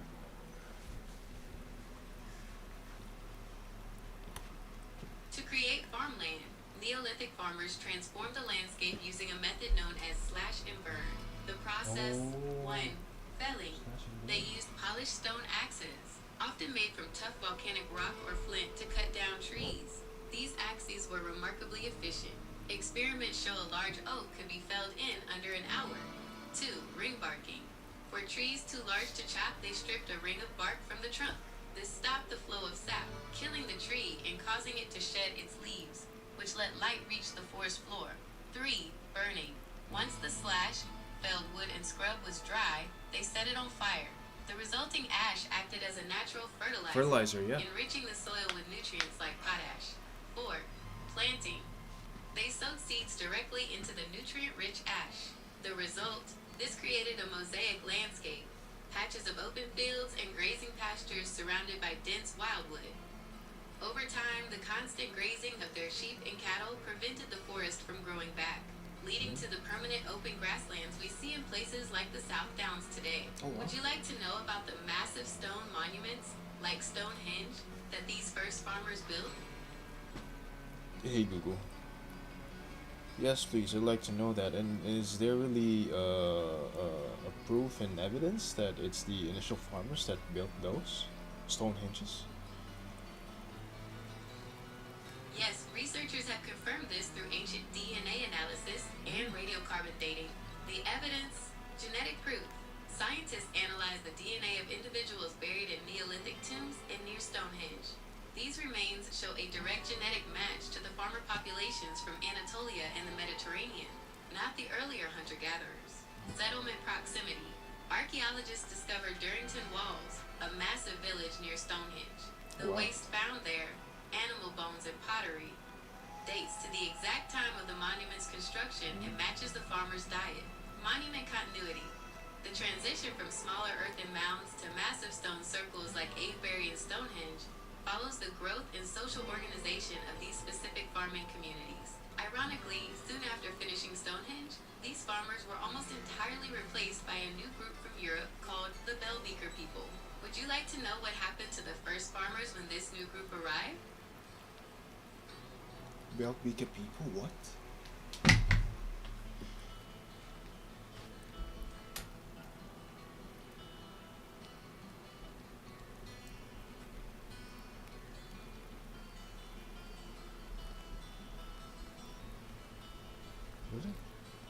What do you call it? Bell Beaker. Hey Google. Yes, tell me about the Bell Beaker people. What is that? Who are they? Wow, I'm learning a lot right now. The Bell Beaker people were a massive wave of migrants who arrived in Britain around 2500 BC, bringing the first metal tools and a radically different culture. They are named after their distinctive bell-shaped pottery found in their graves. Unlike the first farmers who built communal tombs, the Beaker people buried their dead in individual graves, round barrows, with specific grave goods. The Beaker package, when someone was buried, they often took a set of items with them. The Beaker, a decorated clay pot likely used for a special drink, possibly mead or beer. Copper daggers, the very first metal weapon seen in Britain. Archery gear, distinctive barbed and tanged flint arrowheads and stone wrist guards to protect the arm from the bowstring.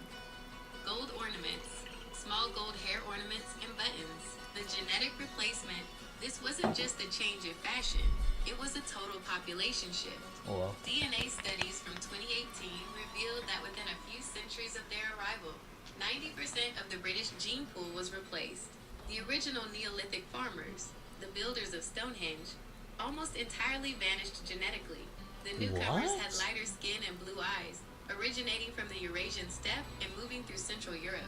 While there is no clear evidence of a violent war, the first farmers' population may have already been weakened by disease or crop failure, allowing the Beaker people to move in and take over.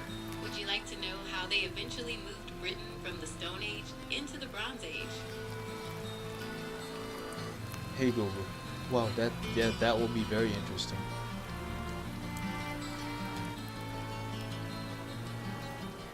The Bell-Beaker people transformed Britain by introducing the island's first metalworking technology.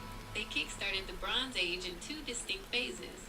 One, the Copper Age, circa 2500 minus 2150 BC. Initially, they brought copper and gold. These metals were soft, so they were used for status items like small daggers, jewelry, and hair ornaments. This transitional period is often called the Chalcolithic, Copper Age. 2. The shift to bronze, circa 2150 BC. The real revolution happened when they discovered that mixing copper with a small amount of tin created bronze, a much harder and more durable alloy. Resources. Britain was rich in tin, especially in Cornwall, making it a major hub for European trade.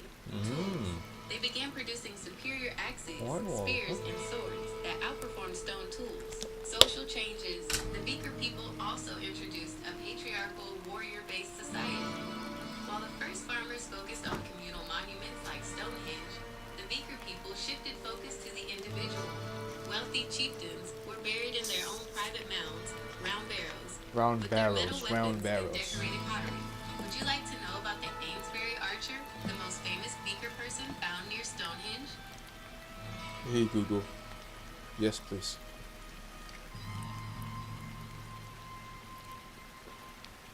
The Amesbury Archer is the most famous Beaker migrant ever found. His grave, discovered in 2002 near Stonehenge, is the richest Bronze Age burial in Britain. Who was he? Origin.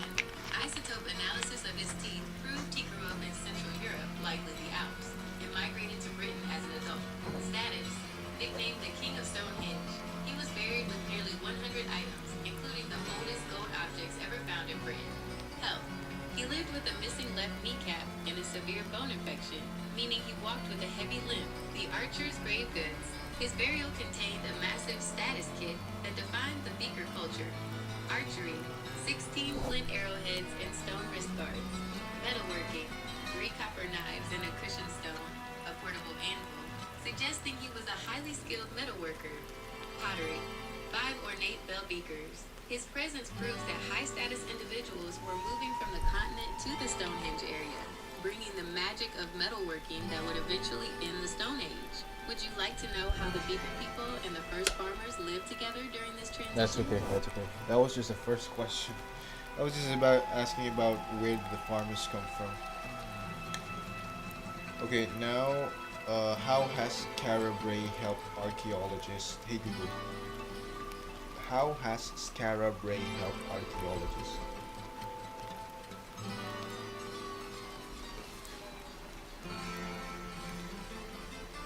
Skara Brae is the best preserved Neolithic village in Northern Europe, providing an unparalleled look at daily life 5,000 years ago.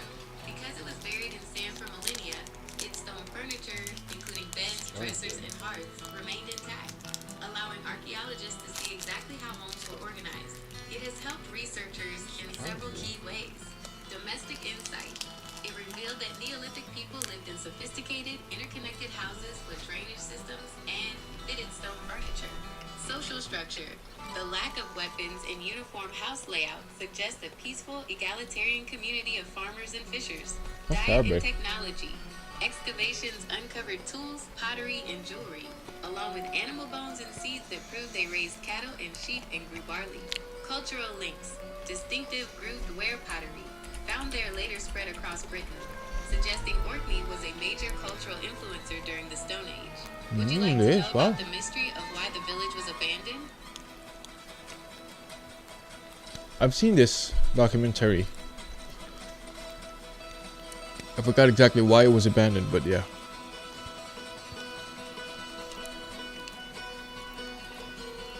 Hey Google, is it because of harsh weather?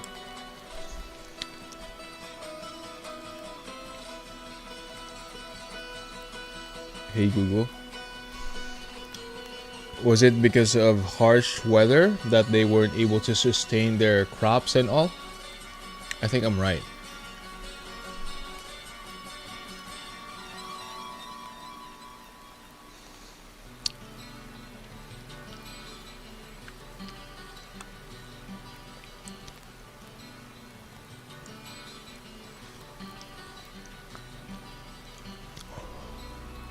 Come on. Oh my god, it's taking so long.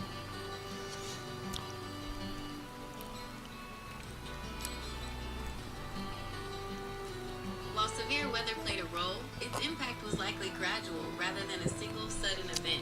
Around 2500 BC, the climate in Orkney became significantly colder and wetter, which made farming increasingly difficult. Archaeologists believe several environmental factors combined to make the site unsustainable. Encroaching sand. Powerful storms blew a drifting wall of sand into the village, I'm so right. burying it. Salt spray. Rising sea levels brought the ocean closer, causing salt-laden winds to poison the soil and kill off the villagers' crops. Social shift. As the environment worsened, people likely moved away from the communal village into smaller, isolated farmsteads that were easier to manage in a harsher climate. There's a famous myth that a single apocalyptic storm forced everyone to flee, leaving their jewelry and last suppers behind. But modern evidence suggests the abandonment happened over several generations. Would you like to know how they kept their homes warm during those freezing Parang dito pa yung parang dito pa yung may nakitang laruan ng bata, like a small figure. Would you like to know how they kept their homes? Oh, well, I've been searching about that actually as well. I was wondering how cold the winter is, how do they keep their homes and houses warm during those old times? Hey Google. Yes please, and also can you tell me if this is also the topic or the article where they found a small figure of like a child toy or a figurine of a religious symbol or something?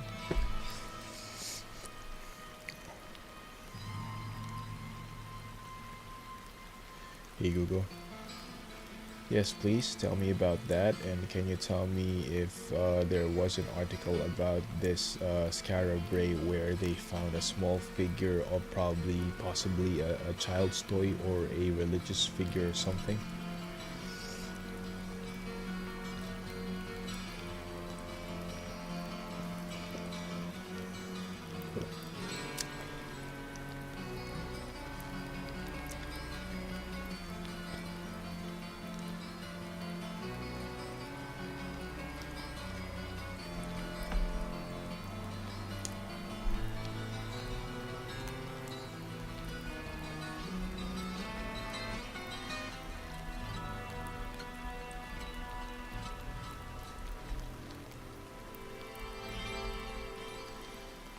Oh my god, answer, bro. To stay warm, they built houses with thick double-skin stone walls packed with midden, ancient wasted shells, which acted as high-quality insulation.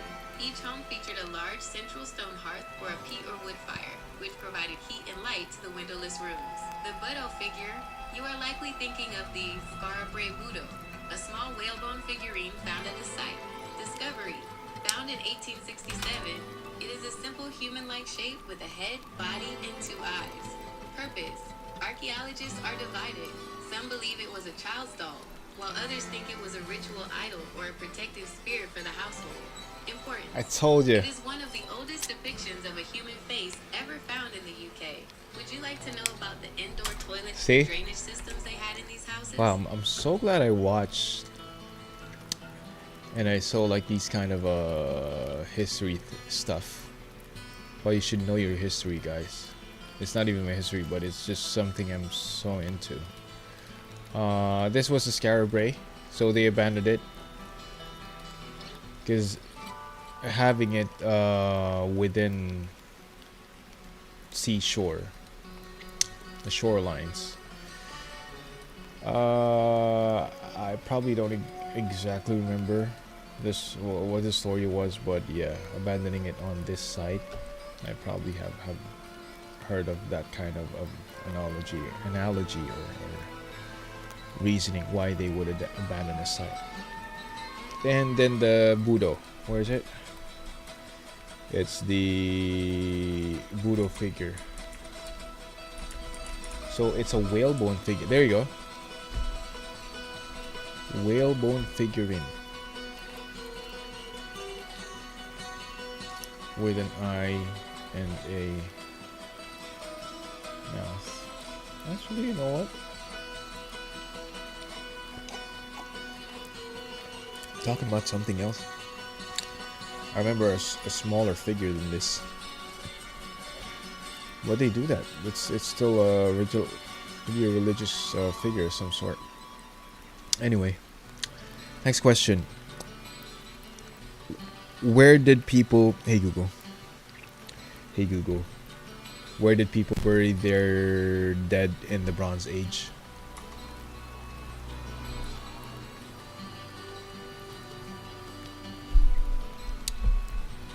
In the Bronze Age, burial practices barrows? shifted from Round large barrows. communal tombs to individual graves meant for high-status people. Round barrows, the most common burial site was the round barrow, or tumulus. These are circular earth mounds that can still be seen across the British landscape today, especially around Stonehenge. Early Bronze Age, That's a round barrow. the dead were placed in a crouched position, knees tucked to the chest. Inside a pit or a cist, a stone-lined box beneath the mound.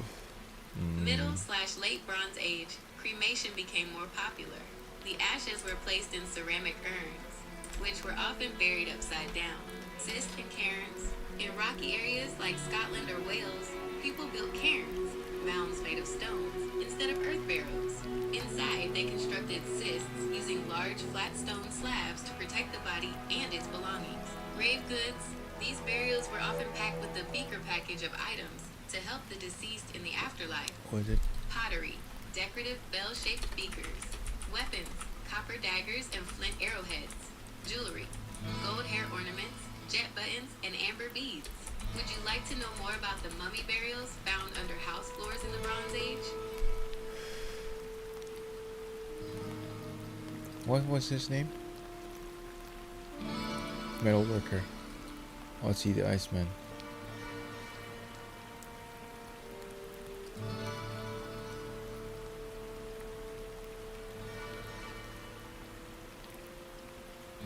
Smelting. What's smelting?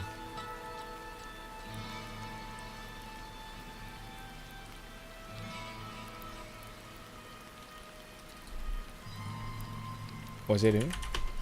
Oh, let's see. No, the Amesbury Archer.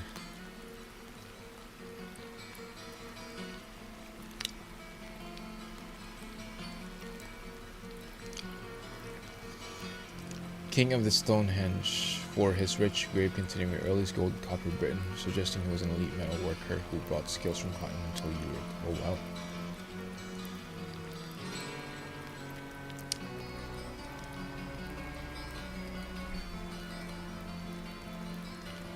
Because he brought such an elite skill that people can use.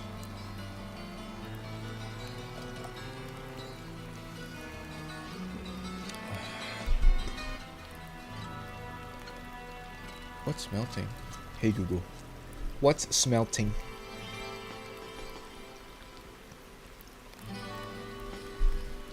Melting is the process of extracting raw metal from rock or using intense heat and chemicals. Unlike melting, That's which what it's simply called, turns a smelting. solid metal into a liquid, smelting triggers a chemical reaction to separate the metal from impurities like oxygen or sulfur. The Bronze Age method. Okay, fine. Alright. Hindi na tayo nakamove on. Hey Google. What occupations did Iron Age people have during that time? Most people in the Iron Age were farmers, but society became increasingly specialized with distinct professional roles. Common occupations: farmers, the backbone of society. They used iron-tipped plows to grow wheat and barley, and raised livestock like cattle, sheep, and pigs. Blacksmiths, highly respected specialists who used furnaces to forge essential tools, such as axes and shears and warrior gear. Druids, the professional class, who served as priests, judges, doctors, and political advisors. Artisans and craftspeople. Potters created grooved ware and later wheel-thrown pottery for storage and cooking. Weavers produced textiles using wool and flax on upright looms. Tanners processed animal hides into leather for clothing and harnesses. Warriors, a dedicated class that protected the tribe and its cattle, often living in or around hill forts. Merchants traded surplus grain, salt, and hunting dogs with the Roman Empire and mainland Europe. Would you like to know how their roundhouses were designed to accommodate these different crafts? Hey Google. Yes, please.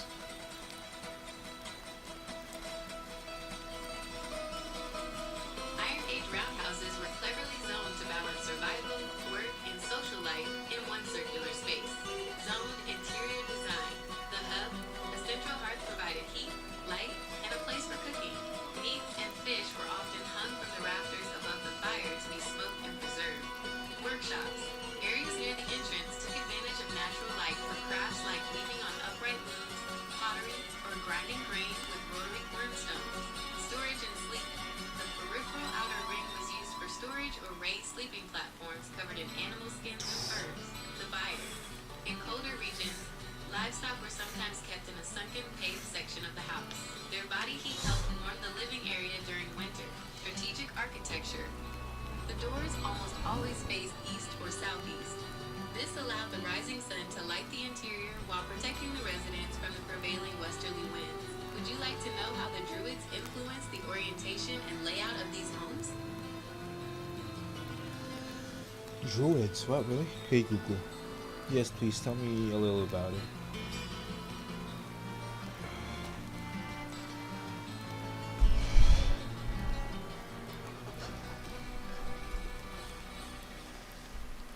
While there are no written blueprints, archaeologists believe the Druids, or tribal elders, influenced roundhouse design to reflect a cosmological map of the universe. The solar alignment.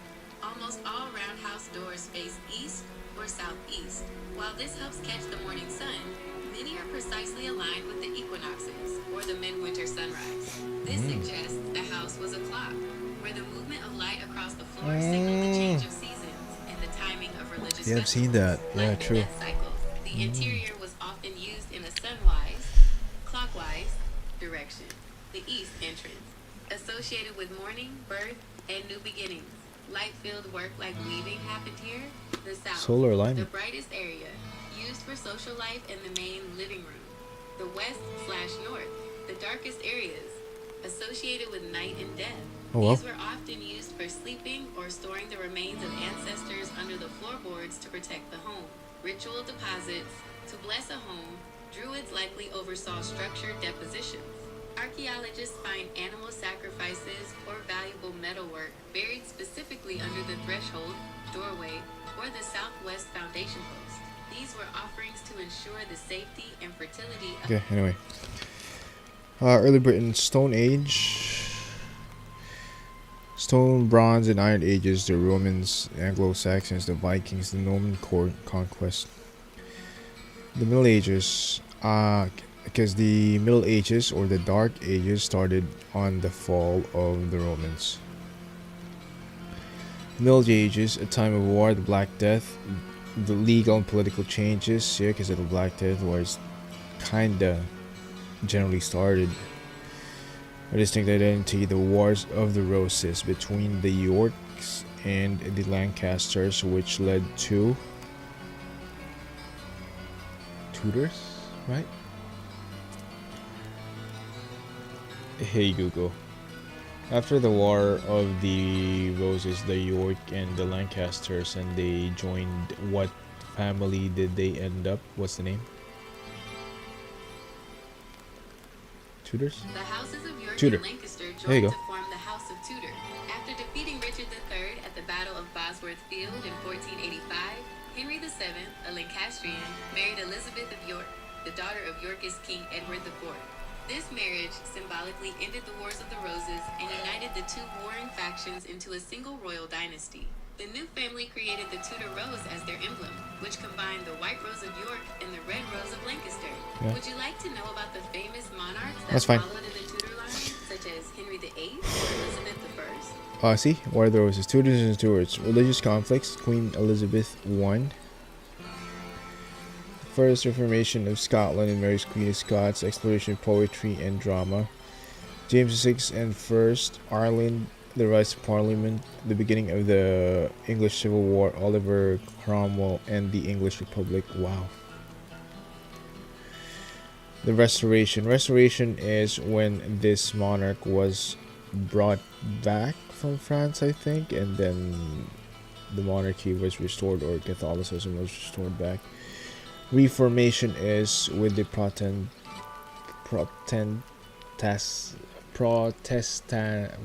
Protestantism, right?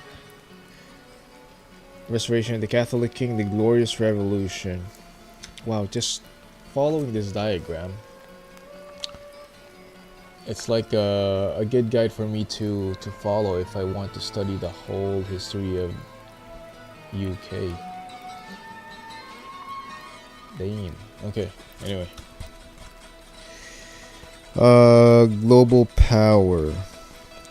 Constitutional monarchy and the prime minister, a free press, your growing population, the rebellion, the clans, the enlightenment, the industrial revolution, the slave trade, American war of independence, war with France, the Union flag, Victorian age, migration and the British Empire, trade and industry, the Crimean War, Ireland, 19th century, the right to vote, the future of empire, the 20th century, the First World War, the partition of Ireland, 20th century, the First World War, partition Ireland, the interwar period, the Second World War, Britain since 1945, the welfare state, migration in post-war Britain, social and technological change in 1960s, some great British inventions of the 20th century, problems in the economy in the 1970s, Northern Ireland, Europe, and the common market, conservative government from 1979 and 1997, Labour government from 1997 to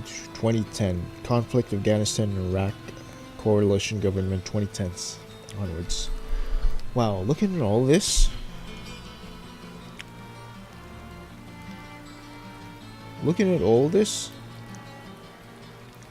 kind of tickles my curiosity, you know.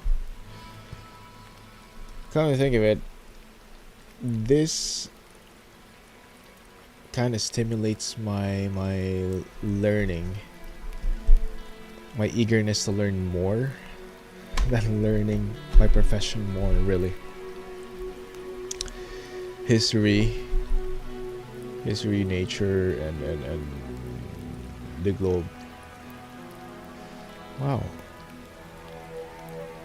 In all fairness, the library visits that I've been doing when I was a kid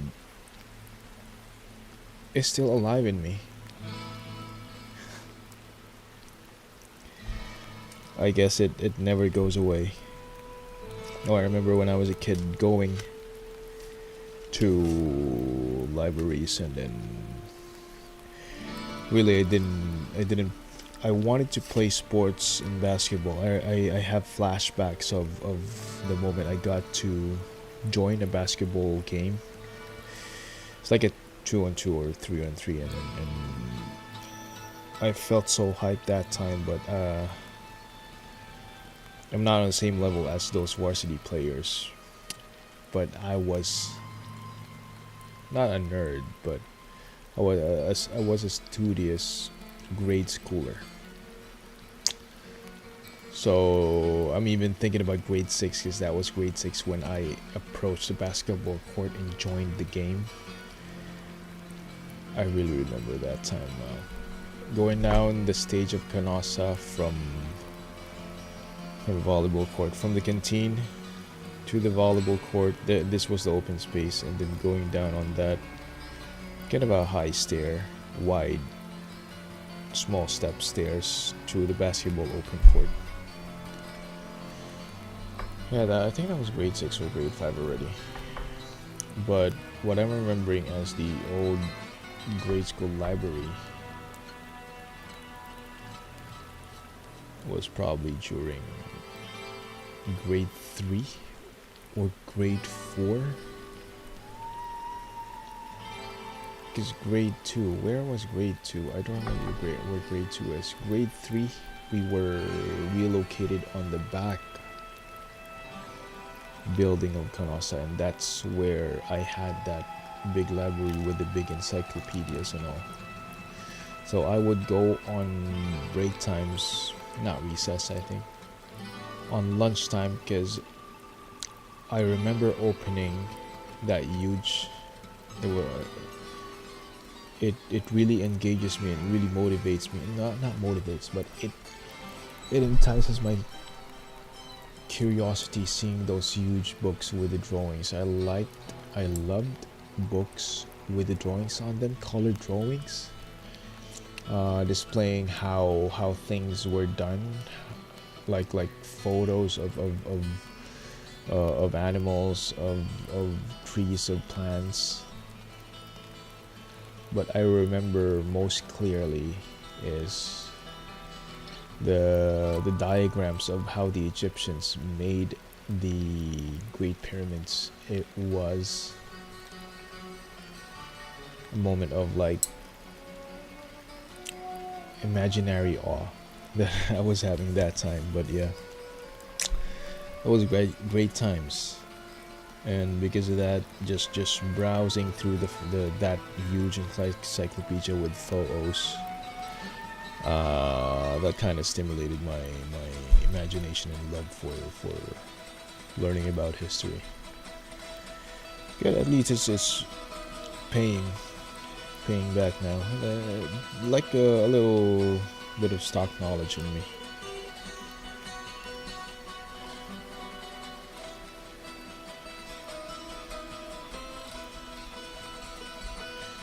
Story time. Okay, anyway, I can bring this book and learn about all of these. Damn, there's a lot of topics. Anyway, I think we're starting with the Romans. Yes, it is. Wow. So this book is going to describe all of it. Oh wow. So this small box, early Britain. How many dots? Dude, focus. 1, 2, 5 dots. So stone, bronze, and iron ages. Okay, let's start with that. Excuse me. The Romans. We started already with Stone Age, Bronze Age, and Iron Age. The Romans invaded in AD 43 and remained for 400 years. Boudica, yeah, the famous queen that protested it and did a revolution. The Queen of Iceni in what is now eastern England fought against the Romans. Yeah, she's the one with the monument in London, I believe. Sergeant Boudica stands in Westminster Bridge in London. Queen of Iceni. Okay. The Romans never succeeded conquering all of Scotland, and Hadrian's Wall was built to keep out the Picts. Yeah, it's such an overreach going through northern Great Britain. It was such a reach because I think they started by the Dover, what's that, the port of Dover, is that right? They started on the southeast portion. There was like I think a river Thames. Hence, London is along that river because the Romans started building. The Romans started their establishment or their home base in London. That was their first building or facility. Port of Dover, let's see.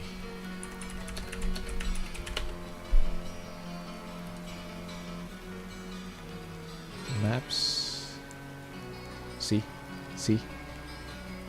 That's where they crossed, I believe. See? From Dunkirk, Calais. And this is also where the illegal immigrants are crossing.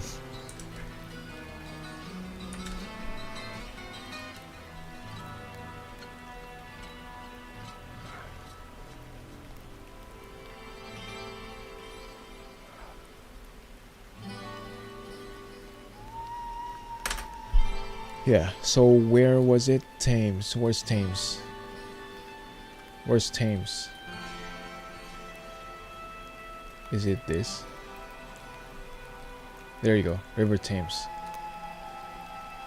So they probably went through this way there. They entered here. Entered here. I think the reason why they started London. Where's London main city?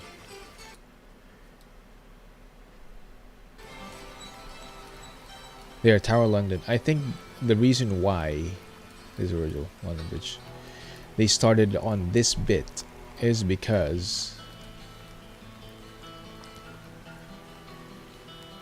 they kind of figure out this is the narrowest point of it that they can practically start putting a bridge to connect it. There's a see, there's a, I didn't know that. Cannon Street Railway Bridge. No, it's a literal bridge. I see. I thought it's on like underwater. Okay. Anyway, hey Google. Is it right that the reason why the Romans picked the London Bridge spot is because it's the narrowest bit of River Thames? Actually, it was the narrowest point that was also shallow enough to bridge while remaining accessible to deep-sea ships. The Romans chose this specific location for several strategic reasons. Firm foundations. Unlike the marshy banks further downstream, this spot had high, stable gravel banks, Cornhill and Ludgate Hill, that could support a permanent structure. Tidal limit.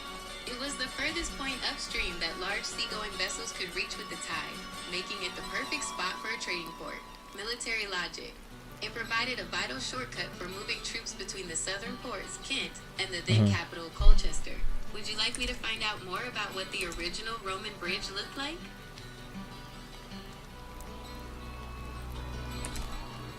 No need. What I know now is the original London Bridge. It's not the same location of the current London Bridge. Or was it Tower Bridge? Yeah, I think it's Tower Bridge. No, where's London Bridge?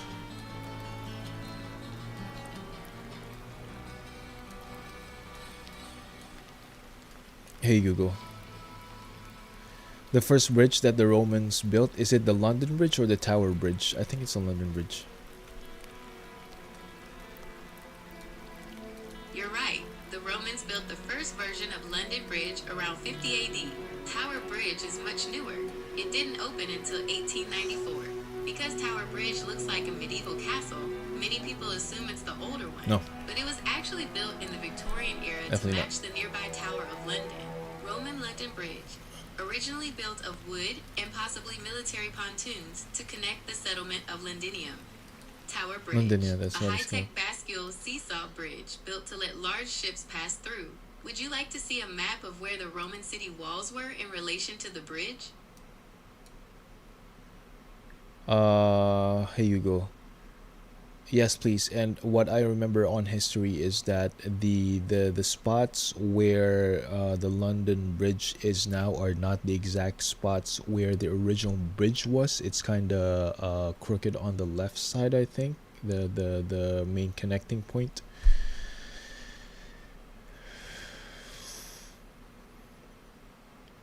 You are absolutely right.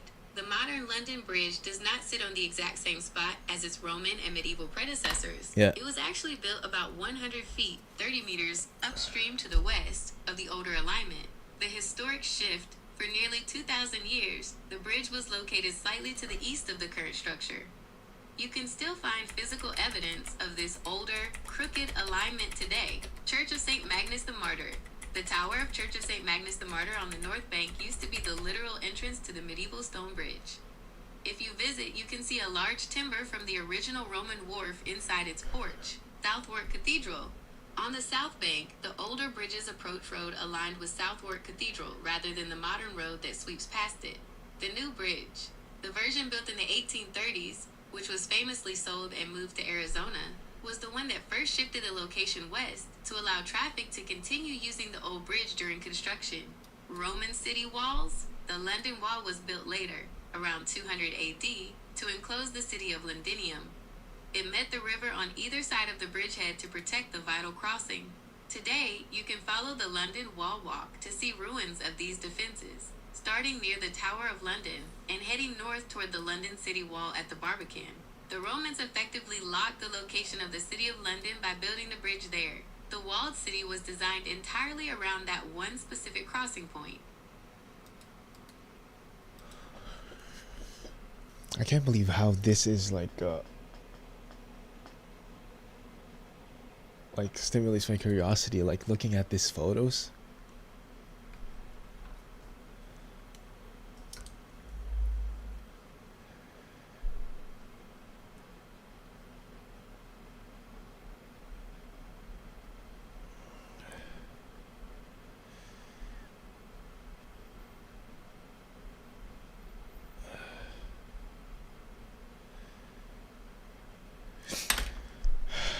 Yeah, can you just imagine all of these? Wait, it's my face in here. I've been searching. I was searching this, the Google map.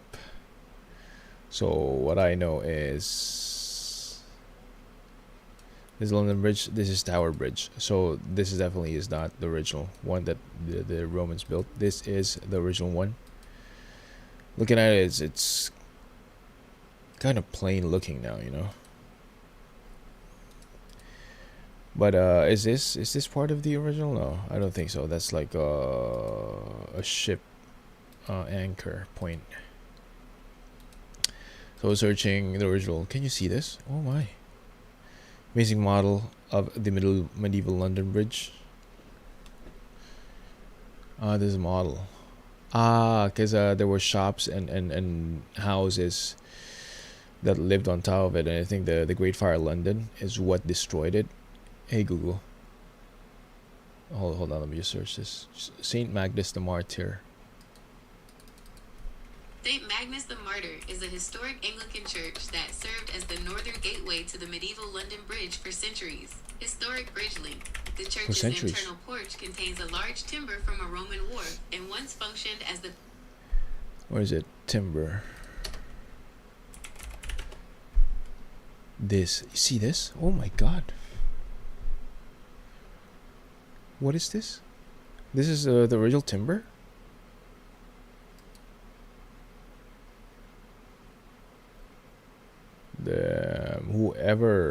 Whoever brought this spot, whoever that Roman is who brought this timber here on this London Bridge spot, wouldn't have imagined how cherished it is on this modern day. Roman timber beam found in a London church. This 75 AD timber is a tangible piece of city's earliest Roman wharves. So, Saint Magnus the Martyr.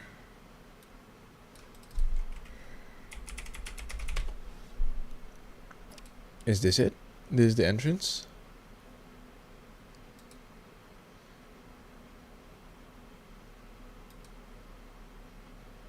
So this was the original entrance of the London Bridge.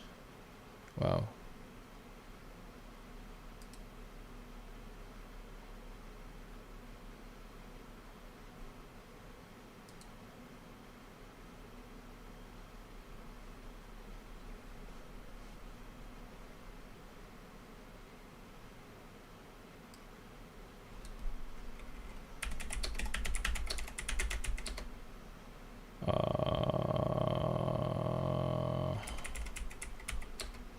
Modern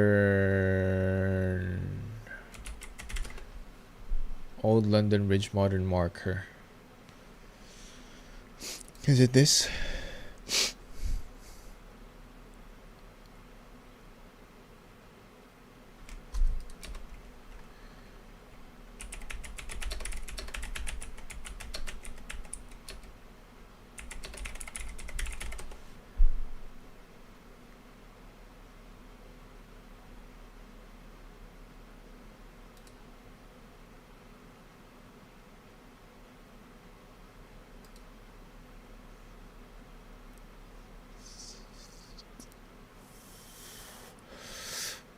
Is this the old one? This is the new one. When it was being built.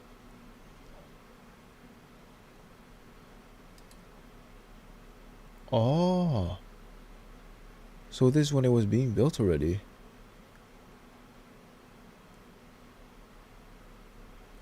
It's amazing.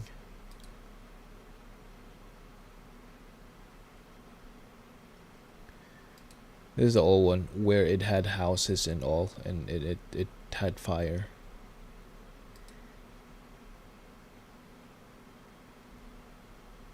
Hey Google, what's the main reason why the old London Bridge was abandoned and or they just wanted to build a new bridge, which is the current modern London Bridge? The old medieval London Bridge, the one with houses on it, was demolished in 1831 because it had become a bottleneck for the city. Why it was abandoned? Narrow arches. Its 19 small arches acted like a dam, making the river flow too fast and dangerously for boats to pass through, a practice called shooting the bridge. Constant repairs. After 600 years, the stone structure was crumbling and incredibly expensive to maintain. 600 years. The roadway was too narrow for the growing number of Victorian carts and pedestrians. The new bridge, 1831 to 1967. To keep traffic moving, the new London Bridge was built 100 feet upstream. Once it opened, the old medieval bridge was torn down. Interestingly, that 1831 bridge was eventually sold and moved to Arizona in the 1960s because it was sinking into the mud. The plain concrete bridge you see today opened in 1973. Would you like to see where the bridge is located in Arizona today? What do you mean? What? The 1831 bridge was eventually sold and moved to Arizona? What?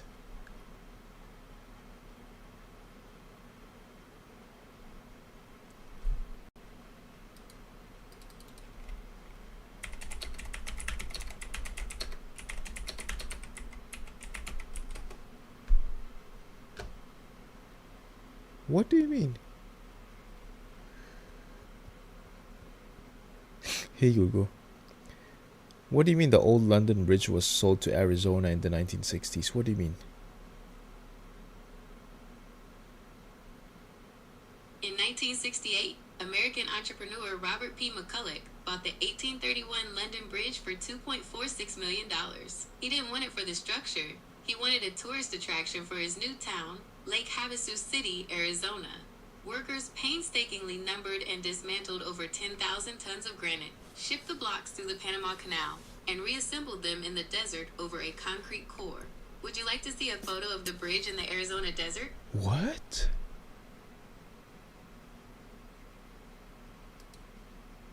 This is the old London Bridge. What?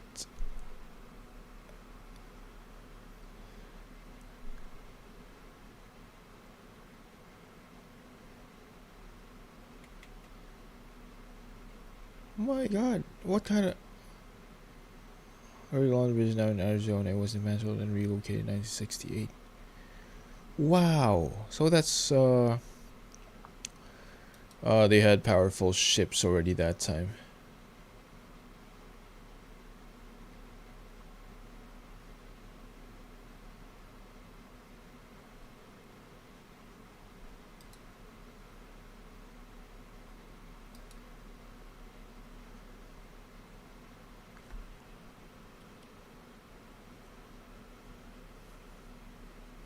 Wow, that's very interesting. I didn't know that. Hey Google, so this was the bridge that was relocated to Arizona. Was this the medieval London Bridge, or this was the bridge that was before this modern one?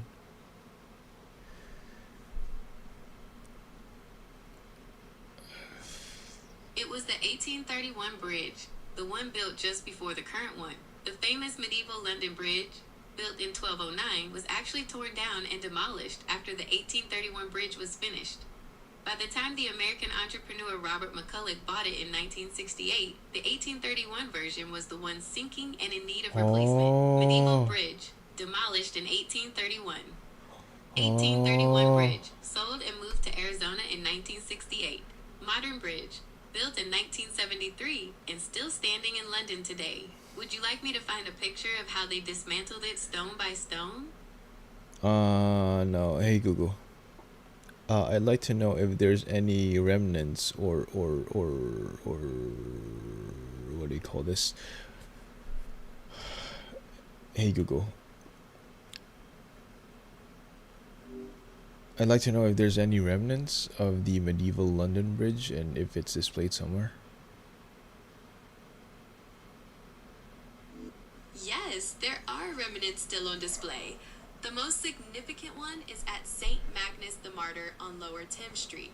The archway under the church's tower was the main pedestrian entrance to the medieval bridge. Inside the porch, you can even see a piece of the Roman wharf. Other remnants include the stone alcoves relocated to Victoria Park and Guy's Hospital, as mentioned before. Oh, okay. Anyway, that's all of the London Bridge. Let's move on. I'm getting sucked into that history. Sure. What would you like to explore next? We could discuss other historical landmarks, famous people, or something completely different. I'm trying to study for the Life in the UK test, and I'm just still in the early Britain. So just stand by, and I'll let you know. I'm just going to be reading through my book. I can definitely help with that. The early Britain section covers some fascinating periods, from the Celts to the Romans and the Anglo-Saxons. Just let me know when you have a question or want to test your knowledge. Alright, the Romans, okay, I was in the Romans never succeeded in conquering all of Scotland and Hadrian's Wall, but built to keep out the Picts. That's a key point. While the Romans Can you just pause? I'm trying to read. Hadrian's Wall was built to keep out Picts, ancestors of the Scottish people. Romans built roads and public buildings, created instructional law, and introduced new plants and animals during the 3rd and 4th centuries AD, and the first Christian communities began to appear in Britain. Hey Google. How long were the Romans in Britain? 400 years?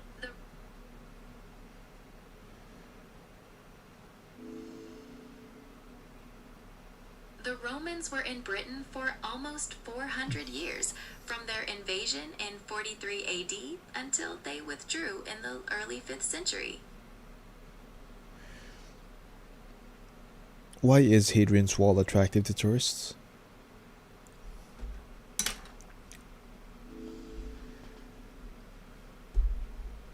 Hadrian's Wall is popular for a few reasons. It's the best preserved and most formidable Roman frontier, offering a powerful sense of history. Also, the landscape is stunning, with beautiful walking trails that stretch 73 miles from Newcastle to the coast. You can explore Roman forts, temples, and bathhouses along the way. Does that make sense? Yeah. Where will you find a statue of Boudica? It's in Westminster, right? You are correct. There's a prominent statue of Boudica next to Westminster Bridge, right in the heart of London. The bronze sculpture is a striking depiction of the Celtic Queen and her chariot near the Houses of Parliament.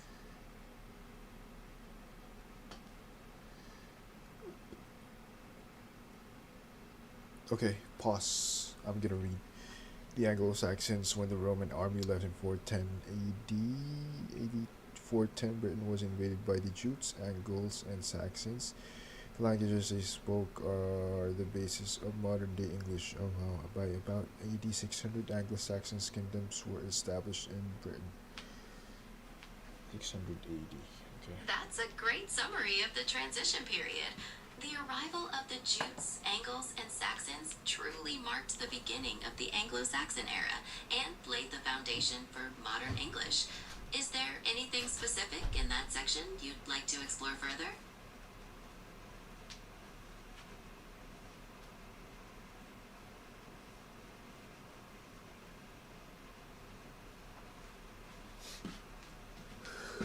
Hold on.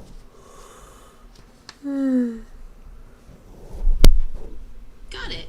Just let me know when you're ready to continue. Anglo-Saxons were not Christians, but the country was gradually converted when the missionaries came to British to preach about Christianity. St. Augustine led missionaries from Rome and became the first Archbishop of Canterbury. St. Augustine. Why did the Romans leave Britain? The Romans left Britain. I think because of disorder, and they weren't holding their lands and what do you call this? They aren't able to police the communities that they have conquered. Is that right?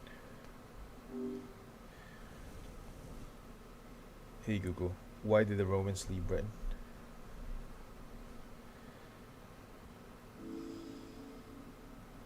Yes, that's right. By AD 410, the Emperor Honorius told Britain to look to its own defenses because the Roman Empire was dealing with invasions on the mainland. This effectively ended the Roman rule there.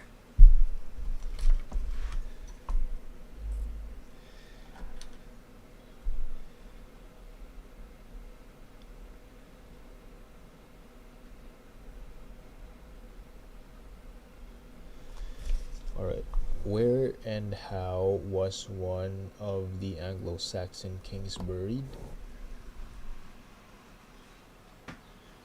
One of the most significant Anglo-Saxon burials was found at Sutton Hoo in England.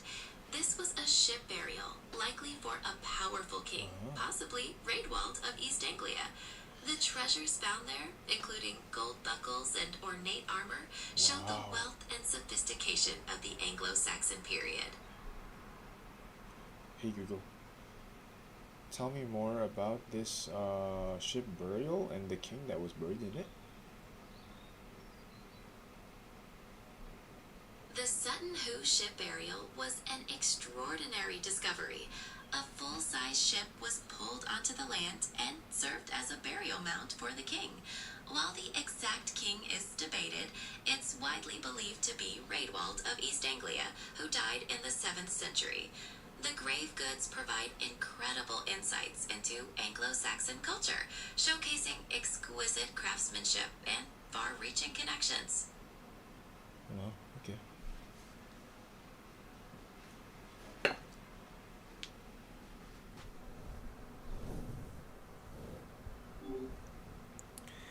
Who's for Christianity? So I guess it was the first of Canterbury archbishops. Who spread Christianity to the north and south of Britain? Christianity was spread by different figures in the north and south. In the south, St. Augustine was sent by Pope Gregory the Great in 597 and established Canterbury as the center. In the north, St. Columba played a crucial role, establishing monasteries like Iona in Scotland, spreading the faith throughout the region.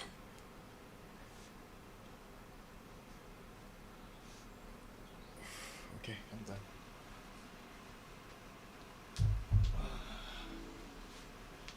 Great. What's next in your study guide? The next is the Vikings. So we'll continue tomorrow. It's already 1 a.m.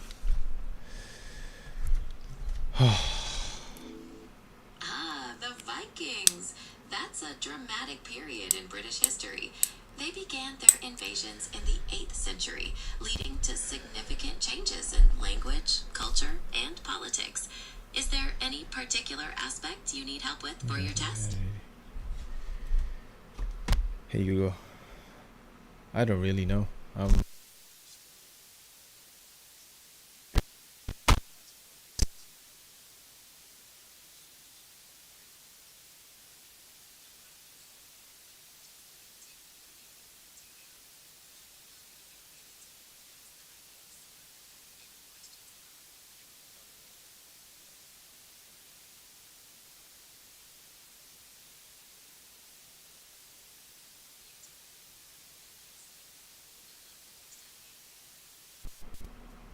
talking to Gemini like it's a real person. Have a good night's sleep. Okay.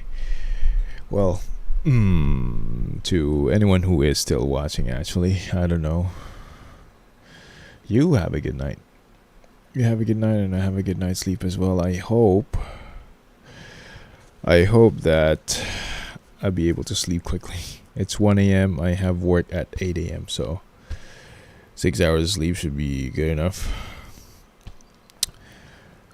Oh yeah, you have a good rest of the night, guys. We'll continue studying tomorrow, and this test is around 2 weeks from now. So I hope it goes well, and yeah.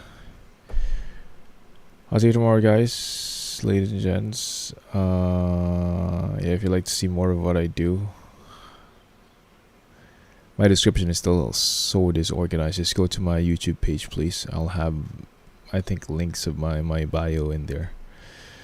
Instagram, my bus.co. So as you can see, I play music. I'm now streaming, playing games, and streaming my life a little bit. I think it's the best thing that I'll do since I'm always in front of the computer. So yeah, next time I'm back tomorrow, probably 9 p.m. We'll figure out and see if I can get online at the same time every day. I think it's a good target to be streaming every day. Be streaming and stuff. What's happening? What's that sound? Oh, I just played all of a sudden. Yeah, see my links, guys. Like, follow, and subscribe. Wherever you are, whenever it is where you are. You have a good rest of the night. Have a good day. And take it easy. Take it easy. Take care of yourself.